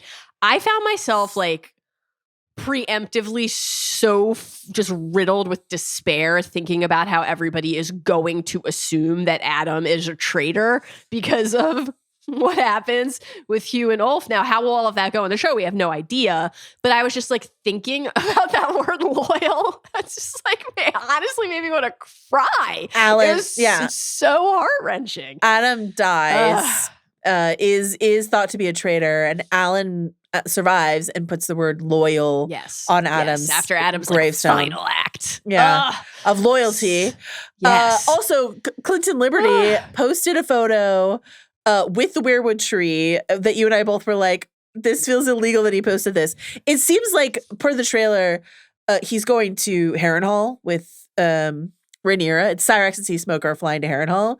But in the book, we should say Adam goes to the Isle of Faces. Adam's like the only person we know who goes to the Isle of Faces. So like for him to pose the weirwood tree, I was like, oh my God, what are we doing here? Anyway, I got stressed out on his behalf. I don't want to get fired. Now we need to go back and look and see if it's George. If George's it's got to be George. Yeah. Would Jace, given his tetchiness in this episode, would he object to Alan and Adam being legitimized? And is that something we even have time for in the finale? It feels like we don't have time for Corlys to be like, while I have you, Rhaenyra. I think we only have time for, because we see both Alan and Adam in their armor in the trailer. So I think we only have time for Alan to like be part. I think they're going to do the taking of King's Landing is going to be partially a sea battle. So Alan will get to sort of like prove his mettle at sea with Corlys, and maybe we'll save the like naming him heir for a season 3 idea. Yeah. It's just odd that they've like, that feels like season. It feels odd that they pushed it in like every single episode this season, and then there's going to be like a season 3 sort of moment. Should have been 10 episodes. 8 really should have been. Boy, they're all long episodes, but 8 is just it's tight. This is the episode where we saw where all the budget went, where they couldn't make 10 episodes. Yeah. They poured it into all of this. Yeah. It looked incredible. Speaking of ships, the Gay Abandon and the Gullet, and how this is obviously looming over. We're still thinking early season 3. You mentioned like in the book reader section a week or two ago, your budding theory that, okay, if like Rhaena pieces out and skives off and isn't with the kids, that will just obviously have a bearing on what's to come. I definitely think that's right. And like if Rhaena claims sheep stealer and something terrible befalls the boys on the Gay Abandon while Rhaena's not there, that maybe Rhaenyra will blame her in part for that, and that is part of what funnels Rhaena then into the Nettles plot of like, okay, well, I can't be here. I can't be with. I gotta be with Damon. I gotta get out of town. I gotta be with my dad. Yeah.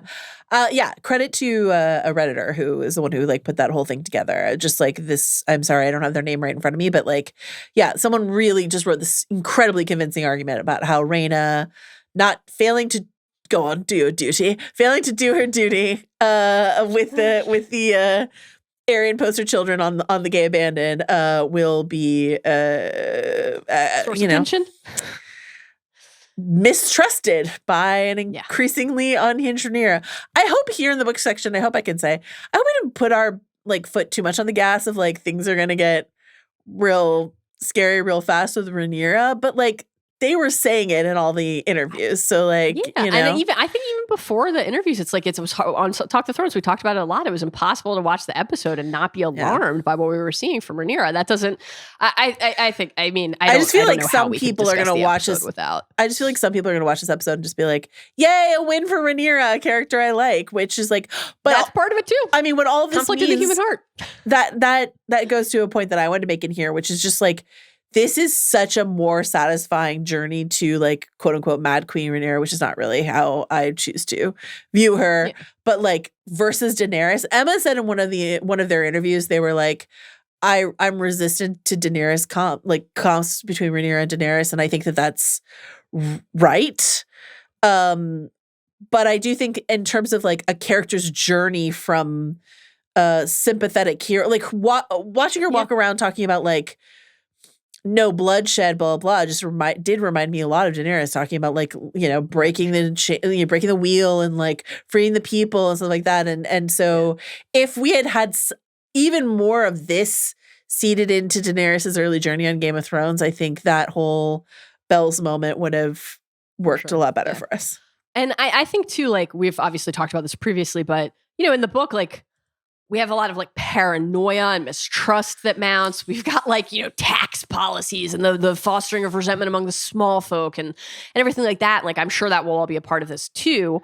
But like Aegon's Dream's not in the book. So like all of the like heightening of the, my ordained mission and I'm the prince that was promised, like that's all show stuff. I think like the fact that they're heightening that and making that a very active part of how we are tracking Rhaenyra's progression just feels like what they want us to be thinking about this point.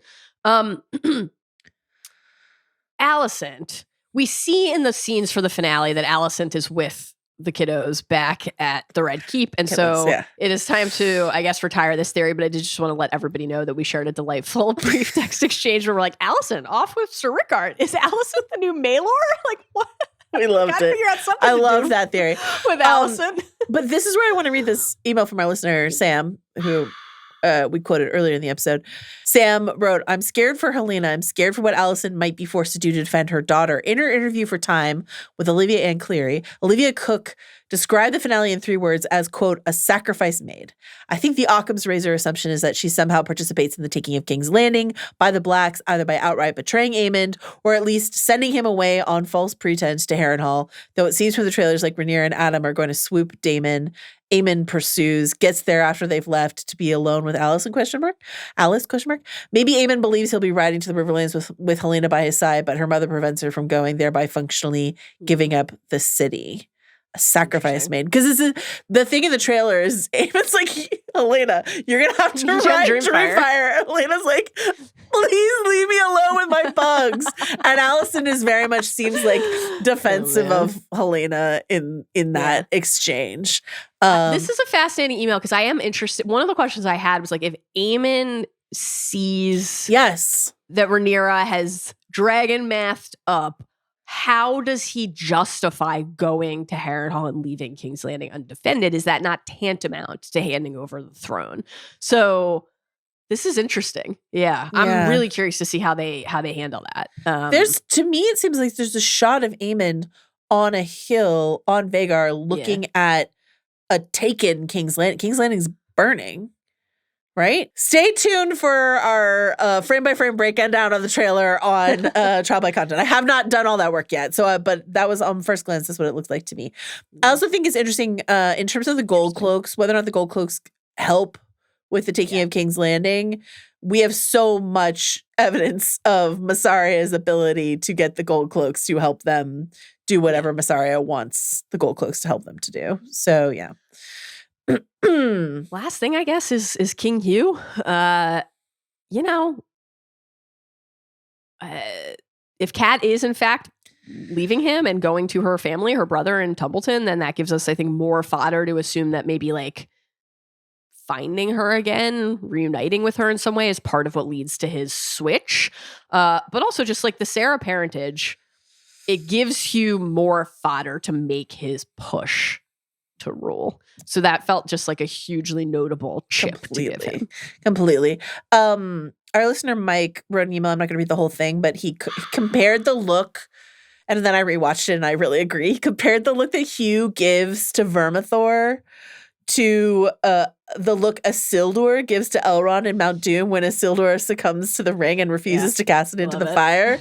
This very like scary eye, like, no, it's mine now. And like the dragons, as we talked about Harrenhal as like this sort of comp for a Horcrux or the One Ring or whatever, but like a dragon as the One Ring and what can it do to you to have one? So excited to find out. If you want to hear more book reader look ahead stuff, I just will say that Dave and Neil and I will be breaking it all down on Trial by Content this week. It'll be a particularly, I think, lengthy, juicy one. I will not have seen the episode, so I get to like freely speculate with Dave and Neil about sort of what's coming. Yeah. So, yeah. Can't wait. Cannot wait for that. All right, we did it. We talked about the Red Sowing. We have dishonored ourselves in the crown with our comportment here, but we did our best.